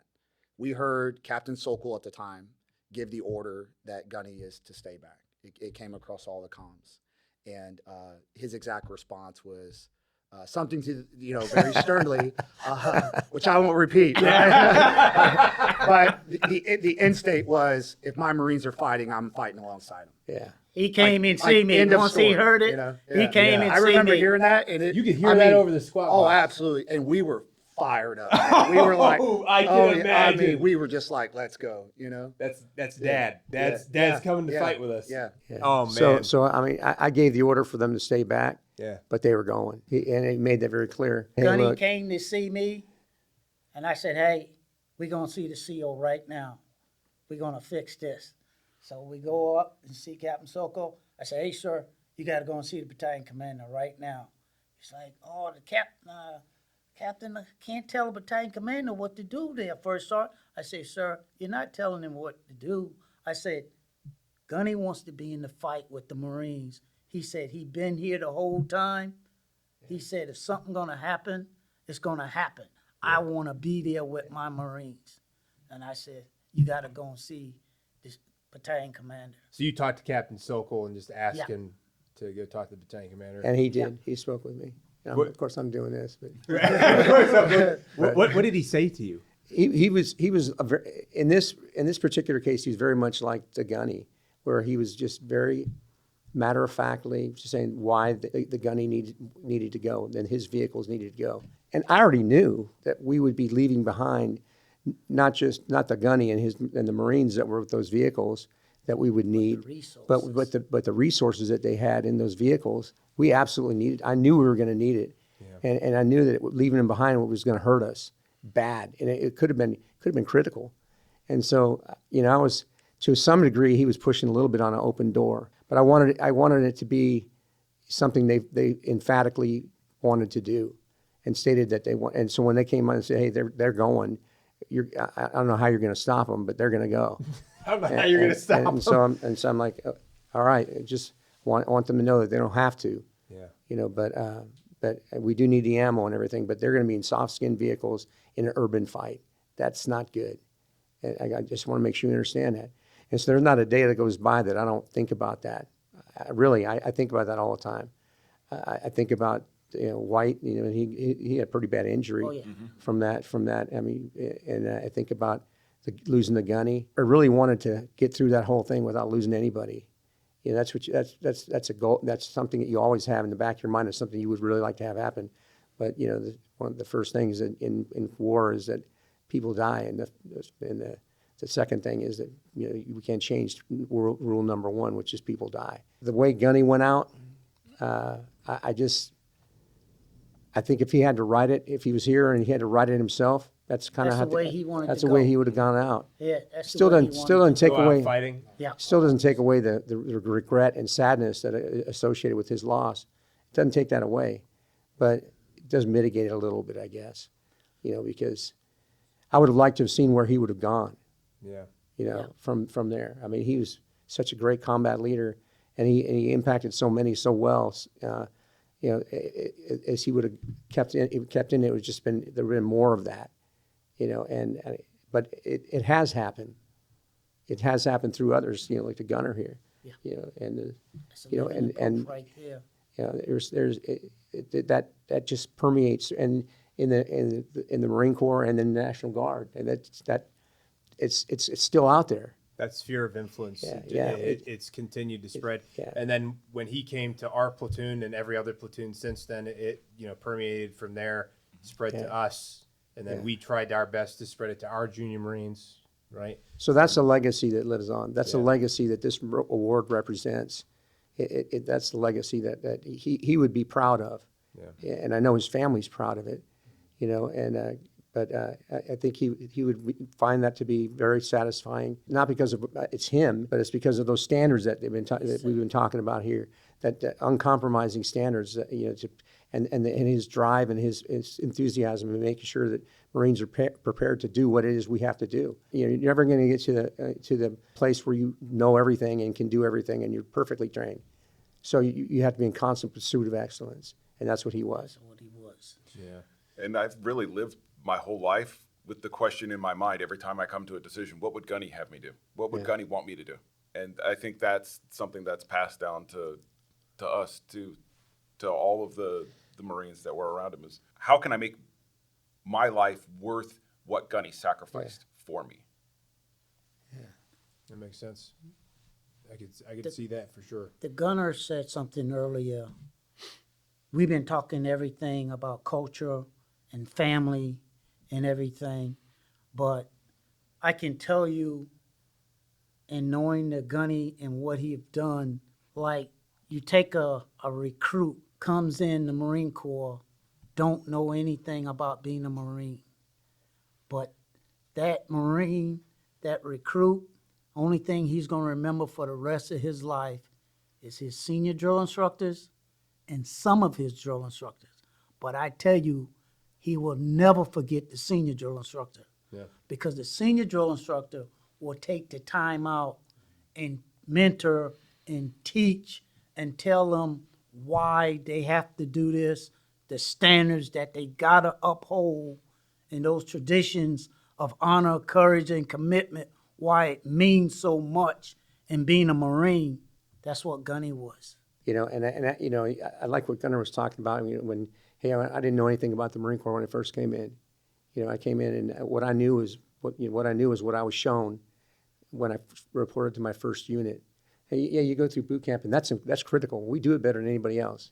No doubt about it. We recruit do recruit training, and we prepare, and we send Marines off to MCT or ITB or whatever, you know, and we do that better than anybody else because of our culture. But when they show up to their first unit, man, that's if you show up to a really good unit, this is the way it is. I mean, this is the way it is, and that becomes the yardstick by which you measure everything. And if you come into a bad unit, that's all you know. There's this ward again. This is going to reward and going to acknowledge people, Marines that are like Gunny Boore, whereas they establish that atmosphere of holding you to the standard, but doing it in a compassionate way, and doing it in a way that has your best interest in mind and the best interest of the unit in mind. It was never about him. It was about the unit. It was about the Marines that made that unit up. There's a lot of people that we could have recognized with this award. I don't think we could have done any better than Gunny Boore. Who was the person that was the spearhead, the driving force to getting this Award established? I wish I could claim the responsibility for it, but it's not me. When I was contacted about it, and I said, absolutely, fantastic idea. You got the right guy. Do you know who Ryan Ackerman. Ryan I think some Ackerman, young a Marines- Lance Corporal in 1.5. Corporal. He was Alpha- a Lance Corporal in Right. 1.5? Alpha 1.5. So Ryan and I are peers. I think I'm like a week senior to him in boot camp. Right? Which, if you don't know, that counts. Yeah. I know, Ryan, you're seeing this. You're welcome. And then we met in SOI. Yeah. And since then, we've been thick as thieves, you know, and our whole peer group, you know. But Ryan, you know, he's one of those guys that we spoke about. It's just not military, you know, what Gunny touched us, and then we, you know, the sphere of influence, but the civilian sector. And, you know, he found his calling. He found his calling in life. He got out after his first 4 or 5 years. And he did some hard time in 1.5. You know, he did OF1, OF2. He stayed for Ramadi, and then he got out. Oh, yeah. So he went to Fallujah and Ramadi? That's correct. Yes. Yeah. And Wow. Yeah, and he is hard, and you know, but he is the guy. So he is the he's either the founder or co-founder of the 1st Battalion 5th Marines Association. Yeah. Okay. And with him and some others, he's making all that work. he is. He's And something else. till this day, he's very involved. I mean, at least I want to say at a minimum once a month, he's down at 1.5, visiting. Yeah. You know, the unit, the memorial, the crosses, everything, and then also being very involved, giving back. You know, not just to 1.5, but the veteran community itself. You know, because as you know, right, and on a somber note, was, you know, like we some of my peers are no longer here. Yeah. You know, suicide is a real thing. Yeah. Depression's a real thing. And so, you know, if you don't know Ryan Ackerman, you're missing out. Yeah. But he's an incredible human being. he is very much like Gunny, and that is what, I'm speaking of, was just like Gunny touched everyone in his own way, and we are just living proof of it, Yeah. But Ryan Ackerman is the one, he is the spearhead behind this. Yeah, he is amazing young man, amazing Marine. He's the Swan 5 Association you see there, Sergeant Major wearing one of those shirts. He is the force behind that. And I will tell you right now, I believe 100% true that he is that organization has saved lives. Oh, yes. Saved lives. And we are now. It's hard. A lot of times, some of the problems that that combat veterans have, they seem really insurmountable. But if you can neck it down to a unit, that same family that we went to combat with, and we look out for each other, and when you're contacting somebody, it's not somebody that doesn't know what you've gone through, doesn't know what you're talking about, can't relate.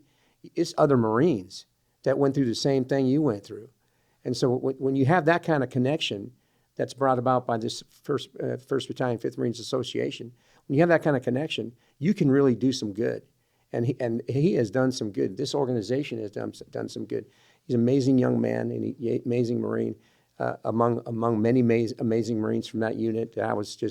I could not have been more proud to serve with the Marines that are sitting here, and just Gunny, Boore, and Ryan Ackerman, and all of them. It was quite a unit. I think that one of the things specifically about the 1st Battalion, 5th Marines Association that you brought up, I think is important because a lot of times folks get out after serving in intense combat deployments or experiencing significant trauma, which results from oftentimes doing things like this, because it is not something that humans are, used to doing on a regular basis. Like you said, a lot of people don't necessarily understand the experiences you had. And I have a lot of friends with combat experience. I never experienced it personally, but one of the things I've noticed that's very common with people is sometimes feeling disconnected when you get out. Very, very like true. You're unplugged, like I'm isolated, right? And I know a lot of folks that run a couple different nonprofit organizations very similar to that one, where they bring an entire unit back together, everybody that went on a specific deployment together, and they come together like once a year or something like that just to meet up. They all have each other's phone numbers. They all call each other every once in a while. If they're going through something, they pick the phone up. And that stuff, like you said, it saves lives. This right here is just another piece of that puzzle from, you said Ryan Ackerman, is that Ryan correct? Ackerman. Yeah, Right. And to your point, what you're talking about, not yearly, but they have reunions, the 1-5 reunions, the OIF 1 reunions, OIF 2, OIF 3, right? Like, so it's coming together more fluently by the year with that, right? And it's because it's needed. You know? Of course, like I'm the only, of the gentlemen here, I'm the only one still active, so I don't know, but I do understand. Was like, this is our brotherhood, this is our culture. Not 1-5, but in 2-5, I've had the pleasure of serving with my brother. In infantryman as well, got out. And through him, I really understand, not just my brother, like in arms, but my actual blood brother. And it's like, the civilian world don't give a shit about you the way that like Marines do, And so having that connection, I think is crucial for everyone, right? Because although it was at times some of the most difficult and traumatic times of our life, it's times that we shared together, right? And greater love hath no man than lay down his life for his friends, So, Ryan is beyond special. He is special, very special human being, special Marine, special person. Yeah.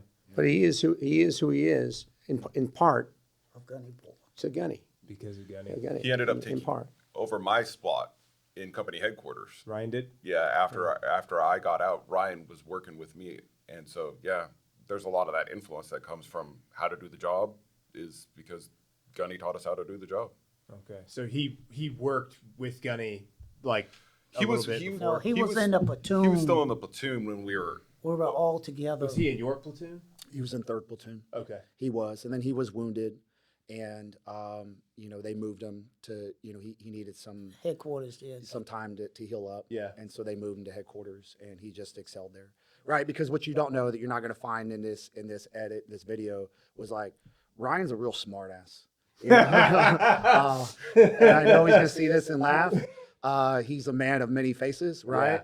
But he has the gift of gab, and more than all that, nothing is phony with him. He would do anything for any human being. He would literally give you a shirt off your back and talk to you the same time while doing it, right? Yeah. And it's just he just has that connection, and he's incredibly intelligent, right? Yeah, so to really be smart. that, right? And then losing Gunny was like, you can't put just someone there. You have to put like Gunny's counterpart, a minor version of the company Gunny to do those things, and he was exactly it. Yeah. So let's talk through a little bit about the day, like the sequence of events, the timeline for the day that everything transpired. Do you know what the exact date was? It was 9th of April was when we actually disengaged from Solder City early on the 9th of April, and we moved north of the city and then west, and then got on Highway 2, came down Highway 2 a ways, and then we went to establish an assembly area there. And the regimental, one of the regimental command posts, yeah. I think it was the Bravo Command Group or the regimental, I mean, not regimental, yeah, I guess the regimental Was forward. regimental forward. Yeah, they were there, and that's where we got the final intel dump and coordinating instructions for conducting the attack. And that was when I made the decision to leave soft skin vehicles in the assembly area, which included our combat trains. Our field trains obviously were not part of that, but even our combat trains that would normally travel with us, I kept them in the assembly area, which made the company Gunny's 2 vehicles all the more important. But I still said I don't want any soft skin vehicles going with us on this one because it's going to be rough, I think. Did you hear? Was there anything in that intel dump that impacted that decision that you were making about that? It was more what I didn't hear than what I heard, and what I didn't hear was any kind of details. But I could look at a map, and I could do the math. And I can see that, okay, they're pushing up from here, and we're pushing up from here. It's all pushing to the north, and we're supposed to attack from the north to the south into an urban area, into a city the size of Los Angeles at night with crappy maps. And no GPS. And NVGs, right? NVGs. 14s if we were lucky. Yeah. 7 Bravos. 7 Seven Bravos. That's what I was Bravos. thinking. Bravos. That's correct. Yeah. So Seven yeah. Bravos. And is one all thing we they're had. not talking about with the ammunition, just to give more clarity on how intense the fighting was it wasn't like we were loaded up on a combat load as an individual. Our Amtraks, the entire center row bench seats were removed, and we were sitting on ammo crates. Yeah. Right? Oh wow. Yeah. So we were max capacity with ammunition, and we were still in need, as the general said, was like, we need ammo. I mean, when you're firing every weapon that you have for 10 hours, you're going to run out of ammo kind of quick. Yeah. And even with everything we had in the AAVs, Still, I knew that I just knew that we're going to be out of stuff. And you guys were just shooting from the AAVs for the most part Correct. during that? Yeah. You didn't At get that out time. because you wanted the protection? Well, we had vehicles that would go down. In fact, Captain Sokol's Sokol's vehicle went Yeah. down. We had to take And so him out. we We had to- blow that vehicle We had to do up. a bump plan. Okay. Yeah. Yeah. But we weren't dismounting. At this time, we were not. We were mounted. Okay. Yeah. Because we were trying to move with speed to get Yeah. to our objective. We were Yeah. trying to catch up to somebody. Okay. I was actually after it was all over with, and I don't want to get too far ahead, but after it was all over with, and we were at the palace, and it was like a day or two later, General Mattis comes in to visit us. Just everything calmed down now, and General Mattis came up to me, and goes, "Why didn't you dismount?" And I just been woken up for the first time, haven't been asleep for like a couple of days, and I just woke up and I'm like, what the? I was like, are you kidding me? I'm like kind of like this. Are you kidding me? That was my mission. My mission was to see the palace, and then I was given 2 other missions on the fly. One to go look for the for POWs, Saddam, yeah. and the other one to look for Saddam in the mosque. Oh, because at that point they had not found Saddam. Had not yet. found In his Saddam little yet. hole in the ground. or whatever. So I got those 2 extra missions while we were en route, under fire, And time was priority for and that. time was priority. And he said, "Why didn't you get out I wasn't given a clear in zone mission. I was given secure these objectives. Speed was of the essence to get there quickly, and then secure those objectives, and then we could dismount if we needed to, and we did. Yeah. After we got there, we dismounted, we did patrolling and all that kind of stuff when we got there.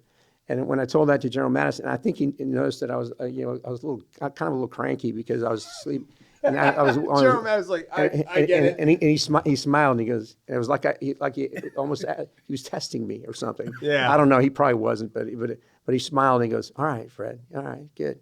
He called you by your first name. Oh too. yeah. He knew. Yeah. But no, he was so the ammo was absolutely critical because we're firing for 10 hours, everything we had. Yeah. You And know? at this point, you guys are still mounted when you're needing the ammo. Well, we needed it when we got to the palace too. I don't want to get too much into tactics and stuff like that Yeah, that's fine. about Cobras that were supposed to be flying support for us that wound up leaving. Okay. But that just made more of a demand on the ammo that we had. Because you had lack of air support. Yeah, that we you didn't have thought the you air were support we gonna were have. supposed to have. Nowhere. Okay. No air. So you guys were dismounted at this point when Gunny was going to try to leave. You were in like some sort of like positions at the palace. No, what No. happened there was we were all over the freaking city. Yeah, yeah. Okay, I mean it was dark. We had breaks in contact. We had vehicles going down. It was the biggest mess that you could ever imagine. Vehicles going down on top of Yeah, everything else. on top of everything else. And so, I, as a battalion commander, I'm like, I was very doubtful that we were going to be able to get where we need to go. But this is where,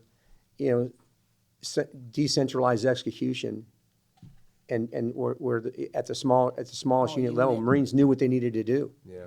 and they did it. It wasn't because of me. They knew what needed to get done, and they did it. And we need to find a way to the palace. They found a way to the palace. I'll never forget when General Dunford called me, regimental commander at the time, called me to give me these 2 10-digit grid coordinates, and then to also secure these areas, the areas where they thought the POWs were and the areas where they thought Saddam was. And we're already under fire, and I'm getting 10-digit grid coordinate. Imagine this for a second. You're in a vehicle. It's dark. I got the 14, so I had one eye is doing this, and then we're being shot at, and I'm copying down 10-digit grid coordinates, and I know he must have thought, I'm going to give him this, and he was very, very good about monitoring our battalion TACnet. Oh, he knew what was going on. Oh, he did. He knew what was going on all the time. And I'm sure General Mattis did the same thing at the regimental combat teams, listening to the regimental combat teams, if not the battalions. Yeah. But he knew what was going on. So I'm sure he said, I'm going to give him these 10-digit grid coordinates, but this is kind of a tall order here. And he said, Roger, I got 2 10-digit grid coordinates to pass to you. One's a suspected location of POWs, the other one's a suspected location of Saddam. I need you to send units to secure those objectives. And I'm sure he probably thought that I was going to come back and say, "Are you freaking joking?" but I said, how am I supposed to do that right now? But because I knew who he was and he knew who I was, I just said, "Roger that, standing by," and I copied him down. And then I contacted the company commanders. I sent Alpha to the Kamas, and I sent Bravo to the POW. where the POWs had been. And Did they end up resulting in actually being there? no, they had already moved them. Yes. I'm calling each one of these company commanders and telling them copy down this 10-G grid coordinate, fully expecting them to say, "Sir, are you freaking kidding me? And we're under fire right now, But they both, to their credit, both of them said, "Roger that, standing by," and they copied it down and they went and they carried out their missions, and they did it very well. Alpha was off by trying to go to this other location that we just gave them, and they wound up going kind of in basically a box canyon, a dead end and they had to turn around. But they're turning around. That area was basically an ambush site. Yep. So they're under fire trying to turn around. That's Because where they hit that dead end. because they hit that dead end. Yeah. Well, turning around, and White got hit, Yeah. and then Gunny's trying, and the get other right. vehicle is trying to That's call right. in the medevac. They're being actively shot Oh, at yeah, in this, dead end. yeah. While we're trying to turn around. Yeah, while they're trying to turn around. So we were behind all of the tracks. So there's tank platoon, 13 tracks, and then our 2 soft skin Humvees. And so Gunny had us pull up next to the Amtraks so we could use them for cover because we were still being shot at. From that one side. Okay. Yeah. So we pull up next to the Amtraks, and then Gunny says, "We need to back up and turn around." So I start backing up. White gets hit in the wrist, and he's sitting right next to me, and you can see the bullets just tearing through the soft skin Humvee because somebody had an RPK right on the corner, waiting for us to start backing up. So we start backing up, and it just shreds the cab of our truck. And so I keep backing up, and I jumped on my radio and said, "Hey, Gunny, White's hit. I need to get him out of the truck." So I'm bandaging him, backing up. Gunny starts backing up with Gauthier. They were in the truck in front of us. And Gunny's like, "Okay, I'll call in the medevac." And he calls First Sergeant.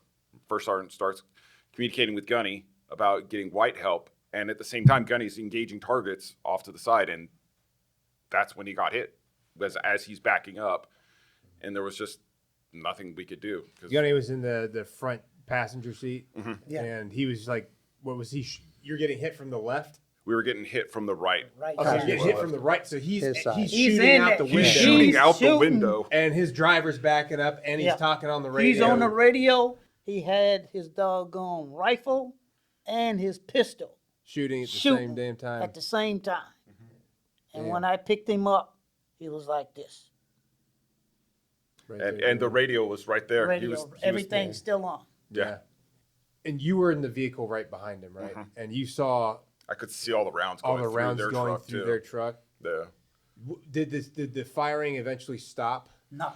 No. It kept going. The RPK that got Gunny got taken out by some special forces guys who Yeah. had an M79 and shot the That's like a target with an 203. M79. Oh, It's with like a a grenade? 203 that Yeah. breech It's- loads. Yeah. Okay. So Yeah. the M79. Yeah. Yeah. So Wow. old weapon. Yeah. Vietnam era. Interesting. Like with the wooden stock. Yeah. Uh-huh. Yeah. Good weapon, especially if you know how to use it. Why? Because it doesn't have, if you're shooting at night, it does not have a muzzle flash. It doesn't have anything that shows. So you can shoot at night and not give your position away. So they shot that RPK gunner with an M79, blew him up, and then it stopped after that. Well, it stopped that RPK, Stopped but that there, RPA. but there was still There's still other rounds flying around Still everywhere. rounds flying I mean, you all have to over the think, place. right? This is an entire convoy. It was a Tons of tank. It was a tank, basically like a Jeep Wrangler with like some CAG guys, right? If I Oh, remember, wow. sir. Yeah, and Some that's CAG who's- guys were in your That's convoy? right. yeah. Wow. Yeah, and then us, right? It was like my vehicle that I happened to be in, and then the rest of it, right? But it's an entire convoy, and you're trying to massive- turn this around, right? Just turning around one tank or one AAV, I mean, it's time consuming. And then you add 14 extra, and you're getting shot at from all directions. I mean, everywhere. That's chaos. Yeah. We It had to have was. at least a dozen WIA at that point. I was Really? I was thinking that by this time I was thinking I had lost a platoon at You were least. probably at least. unbelievably stressed. The total, Like hearing what's going on over the radio, because you Yeah. weren't right 40 in that area, right? I was 44 injured, 44? 44 Purple Heart guys. But I didn't know only about 12 when we were in the fight. That's all I knew about. Oh, wow. well, and that's for your Until company. after That's the your fight. company. That's just your Yes. company. Yeah. And so we had wounded upwards of like 100, Yeah. but Wow. only one KIA. Only one. got That it. is miraculous. Yeah, it's nothing short of a miracle. Some of the things that I saw, some of the things that just should not have. And I third was thinking- platoon was locked down, and when Lieutenant Horton called and said, "Hey, sir, we can't see anything," and then he said, "We need air," and I said, "Air?" I said, "They told us we don't have no air." Yeah. That's when I called Yeah, battalion that was it. commander, Yeah. and he said, "First Sergeant, we don't have no We air." didn't have any close-in fire support, attack helicopter support. We were supposed to have that priority of the division for that, so for the whole division. Yeah. And it was too hot. It was too hot for them, so they took off. And then, but the next day, we had cast stacks over us, they were at different altitudes. They came Yeah. and quiet everything. And it was Air Force, Navy, Marine Corps. They were all up there, and it was the A-10 that actually we call it that A-10 came in and what? You told them. Yeah, "Hey, it was that put was your head down." Spanky. The fact for Ray Lawler. Lawler was his last. Scott, I don't forget his first name, but Captain Lawler was the air officer or the fact for Alpha Company, and he said, "Okay, you guys want to put your heads down because this is going to get a little squirrely." And the A-10 was because they had to make sure they were talking and both seeing the same thing. Yeah. That what we were looking at on the ground was the same thing that the pilot was seeing. And so he came in and said, I'm just going to give a burst of my cannon just to make sure we have the right target. And that's when he said, put your heads down, fellas. And he came in, and then you see the cannon impact, and it was in the right place. And then he said, oh, that's it. And then the whole cast stack saw that. So they all knew where to go. And that was the mosque. That was the mosque. Oh, it was the mosque. Yeah, that was Were the they mosque. holed up in the mosque? Yeah, there was a bunch of, because he had been there. Saddam Hussein Yeah, had been we there. missed him by 2 We missed him. hours. We missed him just by a Really? little bit. Yeah. We would have made it, but because we got pinned down, he had time to escape. Yeah, But yes, I believe, and I'm sure these Yeah. gentlemen do, was like, if, that was a near miss. yeah. So when this scenario was unfolding in that the dead end, was this at night or during the daytime? Oh, still nighttime. It was still nighttime. It's so it was early still- morning hours, though. It was but like it's that. still 3 o'clock in dark. the morning. Was there any illume at all? Like Nothing. No. not really. no. Well, by the time we turned around, the sun had started to come up. It took that long to That's turn correct. around, like Yeah. hours Yeah. Right. of being shot at and trying to turn an entire giant Yeah. convoy around. But that wasn't the whole battalion. It was That just was a portion. That was a Our portion. company. That was, Yeah, it's just that Alpha was a portion. company, right? That was Alpha, and then we had Bravo going off to where they were, going to look for those POWs, and then we had Charlie that was getting us into the compound. Yep. Was Charlie? Not that it was Bravo that got us into the compound. I think Charlie was the one that went to the Charlie went to the POWs, and then Bravo got us into the compound. in the compound. Okay. Yeah, because there was Captain Smith was the Yeah. one that said, I got the way Yeah. here. So, yeah. Yeah, we almost drove over the river too. At Yeah. one point, we almost went over the river into the army section of Baghdad Which would have been bad. because they would have seen us coming across and not known that Marines were coming across and seen our Yeah. vehicles and There could have been some problems. could have been blue on blue instead Yeah, it of. could have been. Yeah. And it could have been blue on blue on ourselves. I was worried about that Yeah. for ourselves because we had breaks in contact, and we had convoys going. The one huge convoy has split into multiple convoys, and we were actually meeting each other, at different intersections, and so it took a lot of presence of mind, and just being really aware of you having good situational awareness to make sure we weren't firing on each other. Yeah. So And it's tough because if you're taking contact from one street Yeah, and yeah. you're firing at that street, like you don't know what's beyond that well, building. yeah, and sometimes. the SGZs of those weapon systems is pretty. They're a lot longer than you think. Yeah, especially And if they- somebody's and in they- a 50 and cal they, or and something. they will go through. Well, most of those buildings will go right through. Yeah. It's urban environment, it's as sharp as this corner right here, and technology wasn't what it is today, Yeah. and it's very easy to get disaggregated and discombobulated, but yeah, by the grace of God, no blue on blue. Yeah. And by the grace of God and really good Marines, it all came together at the end. I don't know how it did, except for just to say that these were great Marines. That everybody knew what they needed to do, and they did it. They I mean, made us pretty upset when they killed Gunny. yeah, Yeah, yeah. We wanted to accomplish a mission for him. I can imagine. That dead end road, like, did you start getting shot at as you were going the whole way down the road, or did it start happening after you had come to a stop? At first, it almost felt like we were dashing into the dead end road to take cover from the fire. Okay. And so that's what it felt like when we were driving up next to the Amtraks, because we were like, okay, nobody's shooting at us from the left. Yeah. We've got fire coming from the right. Let's dash in there. And then they came out of the buildings next to us. Yeah. And that's when Everybody was shooting, returning over. fire. all over the place. Yeah. Yeah. And then you said you guys started backing up because you guys were taking some pretty heavy RPK fire, and that's when he got hit. Mm-hmm. And what was the name of his driver? Gauthier. Gauthier. And what was he doing while this is all going on? Was he He's continuing to try to engaging back targets he's shooting out of the left and backing up at the same up and time. driving? Yeah. And he got on the radio though, didn't he? Yeah, Yeah, he he got did. on comm there, let But me know what's and going on. he was the one that told He's the you? one that told me where he was at, and I told him we're coming. Okay. And that's when I took off with my track, and we just went in there, and I just I had the driver, I had a corpsman in the back, and I only had the team leader for the tracker. but he was on that doggone gun Okay. up top. Didn't you have a renter with you too? Yeah, and then I Renter had, Harris? and I had my M16, Yeah. and we burned up everything we had to get to him, and we got Gunny and Gauthier inside the back, and all the security stuff out that vehicle, and I said, let's go, and we got out of there. So you drove up to where I that drove dead end up was. there with the dead end and while pick him people up. were still trying to turn around. Yeah. And you guys basically just pulled Gunny out of the vehicle. Yeah. And you brought him into the Brought back. him into the And back. he was already unconscious. Yeah, at he was this point? already dead when I got him. Oh, he was? Yeah, already. When I got him out He of was the killed vehicle, instantly. Yeah. he Oh, was- instantly. yeah, was in he the was head. killed on impact. He knew what hit him. It was like right under the lip of his kevlar. I didn't realize that. Yeah, Okay. Okay. So that it was an instant thing. He wasn't suffering through No. anything. He No. wasn't bleeding out. Okay. And so that's why he was in that same position that Yep. he was in when he got Yeah. hit.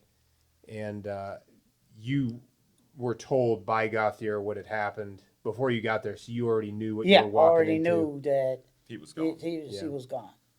Okay. And what about Gauthier? You took him in the vehicle? Yeah, as well? he stayed with me the whole time after that. Oh, you had White with you, didn't Yeah, you, I First had Sergeant? White. Yeah, Because those White guys. I bandaged up his hand and he ran over to First Sergeant's track. Yeah, I stuck Okay. White inside the track, and then that's when Gauthier He got told me medevaced he out by got the helicopters, Yeah. right? White did. Yeah. And where did White get hit? White Right in the through wrist. The wrist. That's right. Yeah. Okay. And he was your actual He was, my assistant driver. your A driver. Yeah. Okay. And he was the one that was used like talking on the radio while you were driving and everything. Mm-hmm. You were both driving high backs Yeah, we're both driving high backs. with ammo, anything other than To the just ammo? rafters. Just to the rafters. Ammo, food, water. What did you do with what happened to all the ammo? We transferred everything in my Yeah. track. Oh, you did? Okay, you Yeah. moved all the ammo into Yeah. the track. And then I drove my truck behind First Sergeant's track the rest of the way. And where did you guys go from there? Did you Inside go the to palace, straight to the palace. Oh, so you yeah. did get to deliver everything that you were Yeah. aiming to deliver. Yeah. Okay. Yeah.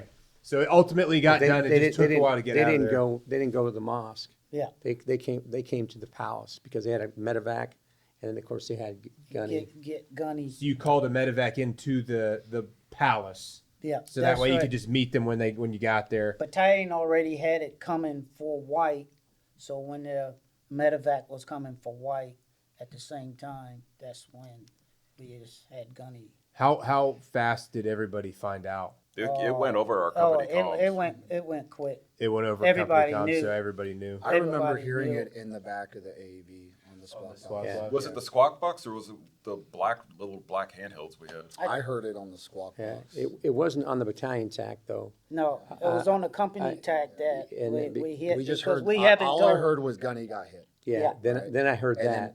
Yeah. then a medevac is Yeah. en route. The medevac was Casevac en is route. So you didn't know what that necessarily No. meant. No, We none didn't of know. them, nobody on We the didn't know ground, that they didn't know. he had passed. We just knew that he was hit and that was it. And we were still in the fight. We were still engaged. So when then first sergeant major got back to the palace, I was there At the palace. at the palace now, and you still had a fight going on there. Yeah, we were fighting there. still fighting there. Like there was enemies in the palace. No, well, we got them out of palace grounds. Okay. There wasn't a whole lot of people. Wasn't a whole lot of enemy in the palace grounds, and what were there, they were quickly taken care of. But we were being hit on the perimeter, Okay. and so we were kind of getting that all reinforcing the perimeter of the palace and defending in there. And then when they came in, and then I found out about the Gunny, and then it was hours later when the rest of Alpha Company got done at the mosque and then came over to the palace. And when they got there, I wasn't sure if Captain Sokol had been told. No, about he the Gunny. didn't know. So when he got out, he knew he'd been hit. Yeah, But when he came out, and there was a big 6'7" guy, and I said, "Hey, Blair." At first, I said, "Yeah." I said, "Hey, great job." I hate to tell you this, but the Gunny was killed, and he just broke into Yeah. tears, just started crying, and and I'm just like, okay, that was hard. Yeah. Because they had gone back a ways. oh yeah, that goes back even about 6 years. Yeah. At SOI together. So They they're- worked together Yeah. the whole time. So I knew he was going to take it. I didn't know if he knew or not. But I felt like if anybody's going to tell him, I probably should be the guy. You know. And so I told him, and he just broke down. That's a hard Yeah. thing to do, is be the Yeah. deliverer of that kind of news. Well, you know, it's That's harder to receive it, I think. Hard to receive it. That was the toughest thing. both hard, yeah. But yeah, that was a tough day. It was a tough day. Yeah. Could have been a lot worse though. Yeah, the fact that there was no other KIA in that Unbelievable. type of a scenario Unbelievable. is pretty miraculous. It was always a miracle. Yeah. And I believe in my whole heart, like Chaplain Cash used to always say, God was watching over the Oh yeah. whole battalion. No doubt. That whole battalion. Yeah. I just look at everything that the Marines went through, all the companies, all the fighting that we done.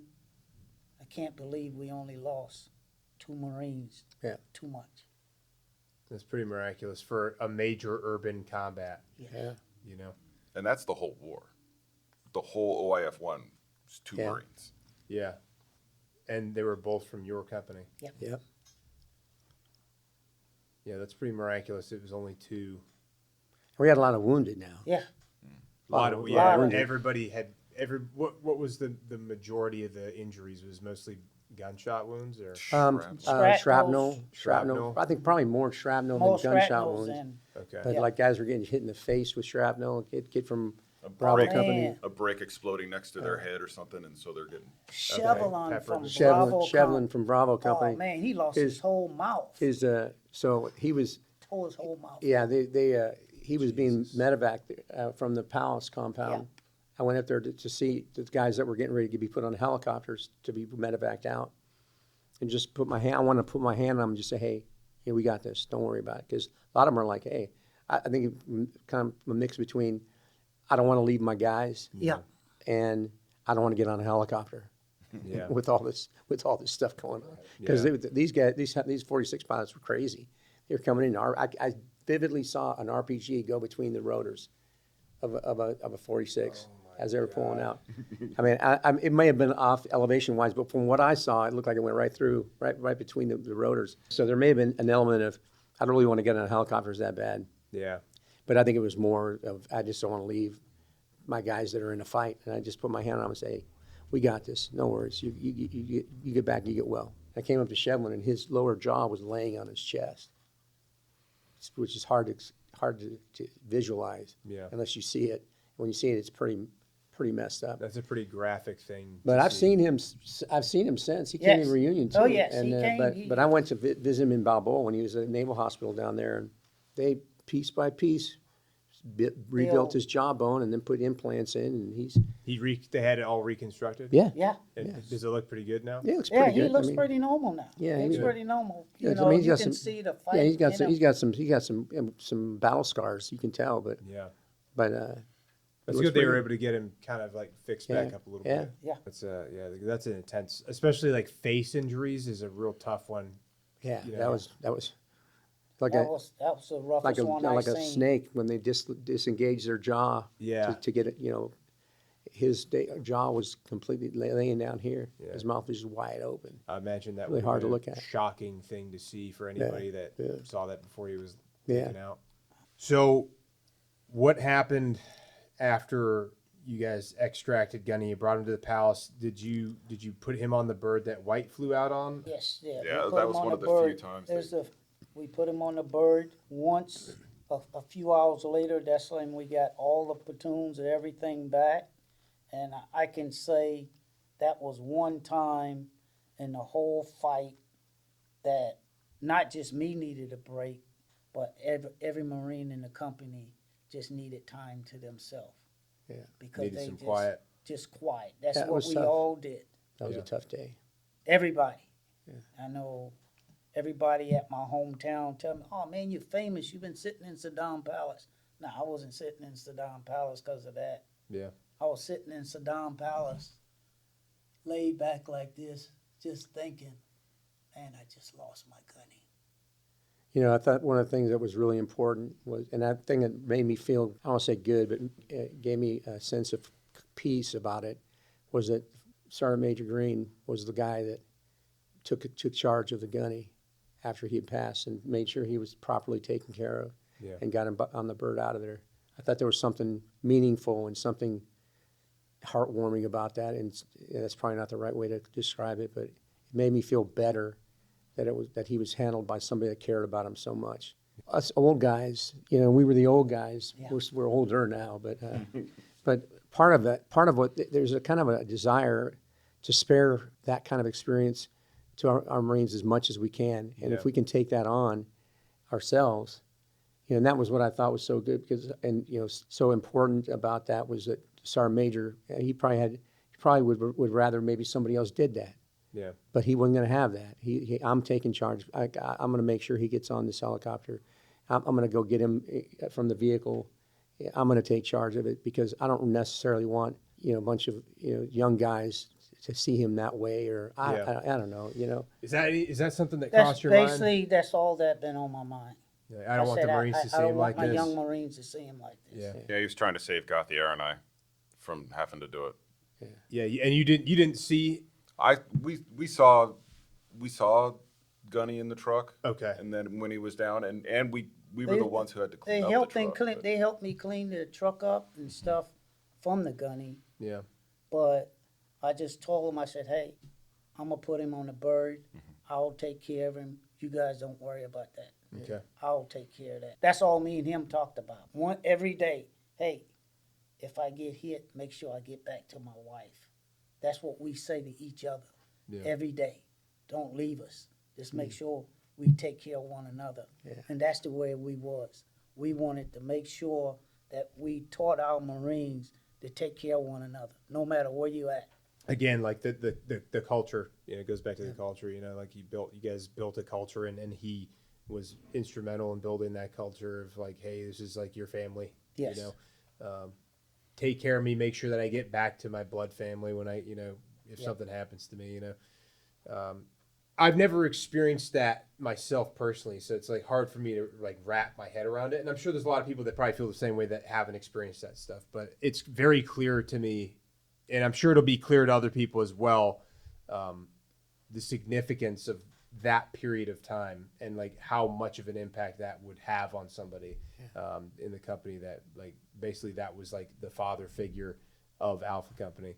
And then also just based on how he impacted the unit as a whole. He ended up getting put on a bird and he got flown out. Where did he go from there? I want to say they flew him out to. I think typically they send him to Landstuhl, Landstuhl, Germany, and then from Germany to Dover, Delaware. And did anyone see when he was leaving, or how that was No, there we a were- liaison we were- from the unit, or I don't know. We were still in the fight. No, we were so- still in the fight. Yeah, we were. it's tough to tell? I see. I don't know how any of that stuff works because I just don't have any experience Yeah. with it. So what typically happens is they are shipped from in theater to Landstuhl, Germany, and they're they're not triage is not the right word because that implies that they're still alive. But if they're deceased, they're kind of given an initial kind of make sure that they put in something that were I don't want to get into too graphic. Presentable, cleaned up and stuff. Yeah, and then preserved to a degree. Yeah. And then they're sent to Dover, and then Dover is where you do the dignified transfer. Okay. Which wasn't really established very well. This is Not during that time this is the beginning of it all. There should be a representative of the service. I know because when I was at headquarters Marine Corps, I would get called to do a CMC rep, be the representative for the commandant at a dignified transfer when there's remains that would come home. I only did it a couple of times, but it's a really important thing to do. They come back to the United States and then they're We did a dignified transfer for a family from an incident that happened stateside recently, which was, circumstantially obviously terrible, but important to experience that, to understand like the significance because the family was there and things like that, Yeah, and at that time, I don't think a lot of families were showing up at Dover Air Force Base, but the service representative would meet, and then that's where they're met. There'd be a general officer there. And then, general officer would be yeah, there. would be there to greet them back. Oh, wow. And then there would be the casualty calls officer would be there too. Okay. And then they would take charge of the remains and make sure that they get to wherever they're going to be buried. But with Gunny, I think he went back to Iowa. He went back to Iowa. And so the CACO took him, accompanied him back to there, and then they or the escort would take him back to, and then they meet up with the CACO. Okay. At His home record. in home record, and then they do all the CACO is in charge of making sure that they, well, you know what they do. I mean, they make sure that all the paperwork is done, and they take care of every need that they can, and getting all the benefits and all that kind of stuff. And They're the one that kind of liaisons with the Marine Corps and the family and all that stuff. A lot of people, there's probably a lot of people that may see this that don't understand what that is. yeah, so it's I think that's important. So it's an escort that escorts them from Dover Air Force Base to their home of record, and then the CACO is appointed from the nearest Marine Corps activity.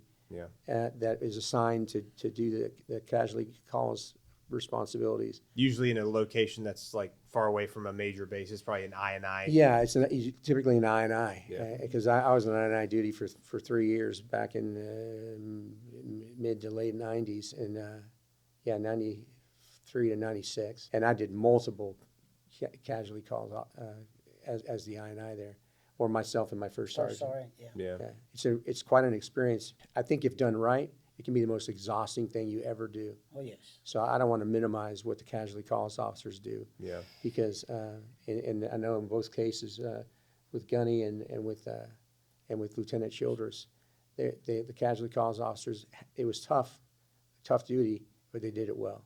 Yeah. And like I said, it's exhausting, but because it's hard not to get emotionally caught up in it, but you have to be the one that's kind of making sure everything is taken care of. Yeah. All the paperwork, all the everything, and making sure you're in the right uniform, making sure everything, dealing with the family. That's the most challenging part for me, because when when you're talking to a family and their Marine is, passed away, that is a difficult thing to maintain composure with. I It found. really is, and you have to. You have to. You have to. You have to. Oh, yes. And You have to be like in control, so that way you can Yeah. make sure they're getting what they need. yeah, but at the same time, you have to demonstrate Some you have kind to- of compassion, You Yeah. have to show compassion. You have to. Because if Yeah. you just robotically saying, I take care of this, to check, That's not. No, That's not it either. no. Yeah. So it's a very difficult and delicate dance that you do between showing compassion and being steadfast in performance of all the administrative things that need to be taken care of. Yeah. And so that which lends itself to being disattached, and if you're on the other end of the spectrum, being overly involved in it emotionally. So it's a tough job, but I think in both cases, for the guys that we lost in OIF 1, they did a good job. When did OIF 2 start? 1-5 was back in the fight in 3 months. Dear. In 3 months. Yes. Okay. And was that when they went to Fallujah? Yep. Fallujah 1. Okay, Yep. gotcha. Yeah. Much different than Fallujah 2. Yeah, so we actually went to Okinawa first to do some training, and then from there departed to Iraq again. See, so this. Fallujah 1. Fallujah 1. that's So correct. this interestingly, the Commandant of the Marine Corps at the time, General Hagee, he spoke to us when I was in my later assignment. We asked him, like, hey, we're a forcible entry service, A forcible entry service? Yeah, we're a forcible entry service. I like that. We go in and we kick the door down, and we get in and we get things squared away, and then we turn it over to a occupation force, which is by definition the Army. Yeah. And so the question was asked of him, hey, why are we redeploying the Marine Corps? We're supposed to be ready for the next thing, whatever comes up. And he said, and basically it was like, we don't really have a choice. We're being ordered to go, and that's where the fighting is, and that's where we need to go.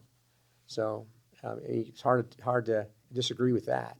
Yeah. I mean, and so we started redeploying the Marines after the Army had been pretty much in charge for the time the Marine Corps left. And so we came back, it was all Army, and we came into it was messy. Yeah.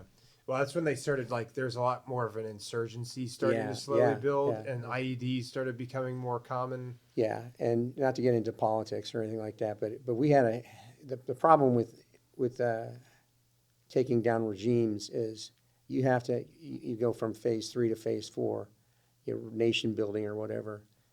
You have to have an immediate positive impact right away. Basically, OIF 1, the combat phase of OIF 1 finished, and it was sort of peaceful, comparatively speaking. We had an opportunity to have a positive impact right away. And all we could do at that point was basically feed ourselves, provide security for ourselves. We didn't have the force there. We didn't have the infrastructure. We didn't have the wherewithal to be able to make all of that happen quickly, like instantaneously. And think of it, are you married? Yes, sir. Do you have kids?